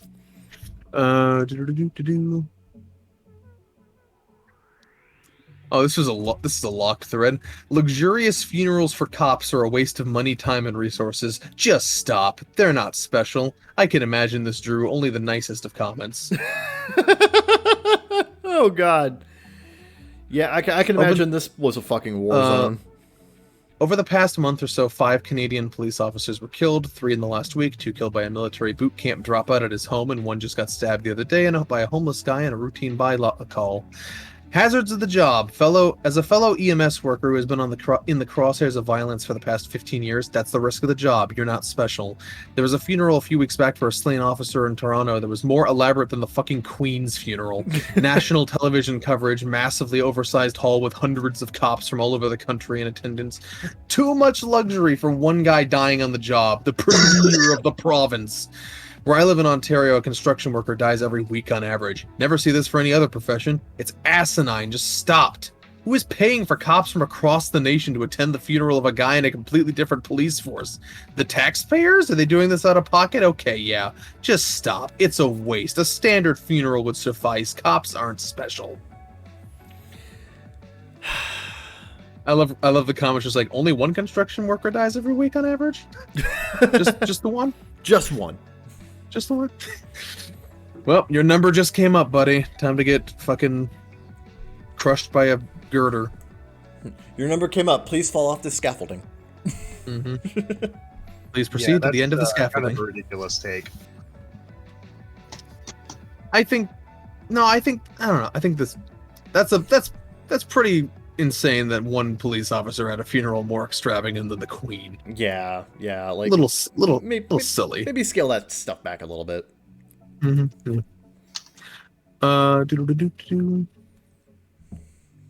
Unpopular opinion: YouTubers need to move away from these hours-long essay-style videos. No. Every time you complain about it, Mahler just grows stronger. Right. The videos keep getting longer. I do want to clarify for anyone who's never actually seen a Mahler video, they're not really video essays. It's more like Google Hangouts calls that just go on and on and on. It's like a reaction stream more than anything. Hours but yeah, and hours and hours. Yeah, no, every time Patrician TV has to make his 24-hour long Skyrim review, and I'm here for it. Yep. Yeah, no, I fucking love long form video essays. They're very entertaining. Mm-hmm. Like one of my favorite videos is literally H Bomber Guy's entire dissertation of why Sherlock is shit. Mm-hmm. Oh yeah. That's longer than some episodes of Sherlock. Unpopular opinion: Mario Sunshine is better than Mario 64. Okay, all right. I played Mario 64 through. That is a very unpopular opinion. It is unpopular. I played through Mario 64 recently and gave Sunshine a fair shake again, and I can't agree. I really can't agree. There are elements of Sunshine's design that are unique, that are more polished than Mario 64, but I think Mario 64 has a wider range of movement. It has more focused and more consistent level design, and honestly, Mario Sunshine just has some flat-out bullshit in it that makes it very difficult to do certain things. Like, if you're trying to 100% Mario Sunshine, good fucking luck. Yeah. Like, no, this is one of the rare instances where Game Grumps wasn't just shit at playing the game. It's actually just that bad. Yeah. So, sorry, OP. I'm gonna have to disagree with you on that one.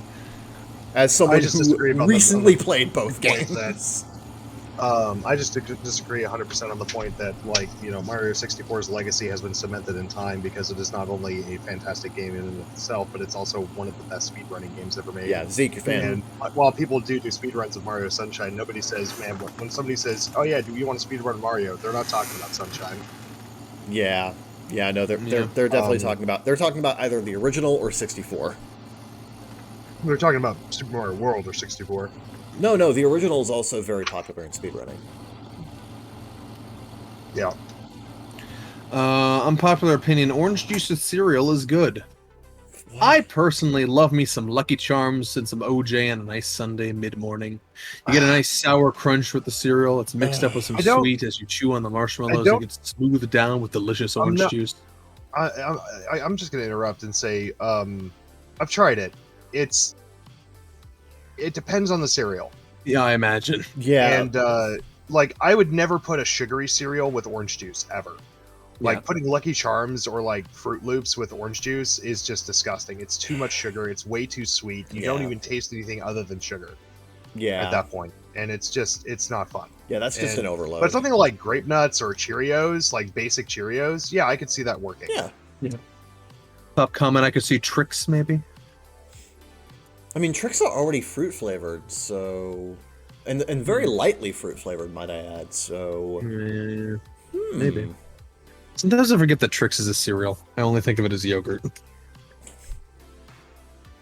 God, remember those few years where they got rid of the fruit shapes and they just made it colored balls, and everyone was just like, yes, I remember. Yeah, and everyone was just like, we're not this is kids. literally 1984. We're not kids anymore. Nothing changed. We're just adults now. Oh God! But then they brought back the fruit. Then they brought back the fruit shapes. Yeah.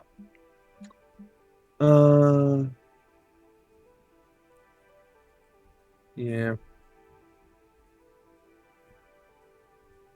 Man, those of these suck. Just sucks. Just bad. So, chili dogs are disgusting, sloppy messes. Shut up. Chili dogs are good. Fuck you. I love chili dogs. Restaurants should bring wet wipes when you order pizza. Whatever. They serve too many French fries as a side. Give me your fries, bitch. I'll take some fries. Give me fries. Most acronyms on Reddit are out of control. STFU. It's like we're done here. YTA. Yeah, you're the asshole. We're done here. Thank you for listening to the Baka Gaijin Show. Yeah. If you want to be part of the show, you can join our official Discord server in the link provided below, or you can send us an email, or you can send us an email at bakagaijinshow@gmail.com with your questions, comments, concerns, topic suggestions, or anything else, really. Just do it. Don't even think about it. Just do it. Just whatever comes to mind. We're here to listen. Just do it! Mm-hmm. And you can follow us on Twitter at ZekeFreak, at CTramander and at Saradin. And look forward to a cooking video coming soon. Well, in the next couple of months. Yeah. If you want to know how to learn how to cook. Yep. And subscribe to this channel for more of this nonsense. Thanks for listening. ZekeFreak out. Ciao, ciao for now. They tell me that I'm never gonna make it. They want me to do something that could make sense. They hate when I keep dreaming I'll be famous, but I don't give a fuck, I'ma keep chasing. I got all this potential that's deep inside of me, but they hate when you're successful cause they try to be. They sit there being judgmental because you're trying things, and they just want you to settle and do the right thing. So get a good job, don't slack off. Wake up every morning, make a good impression on your boss. Don't do anything that I wouldn't do, and when you're making money, make sure you don't spend it too soon. Fuck that, I'll do what I wanna do. I got a different path from everyone, and that includes you.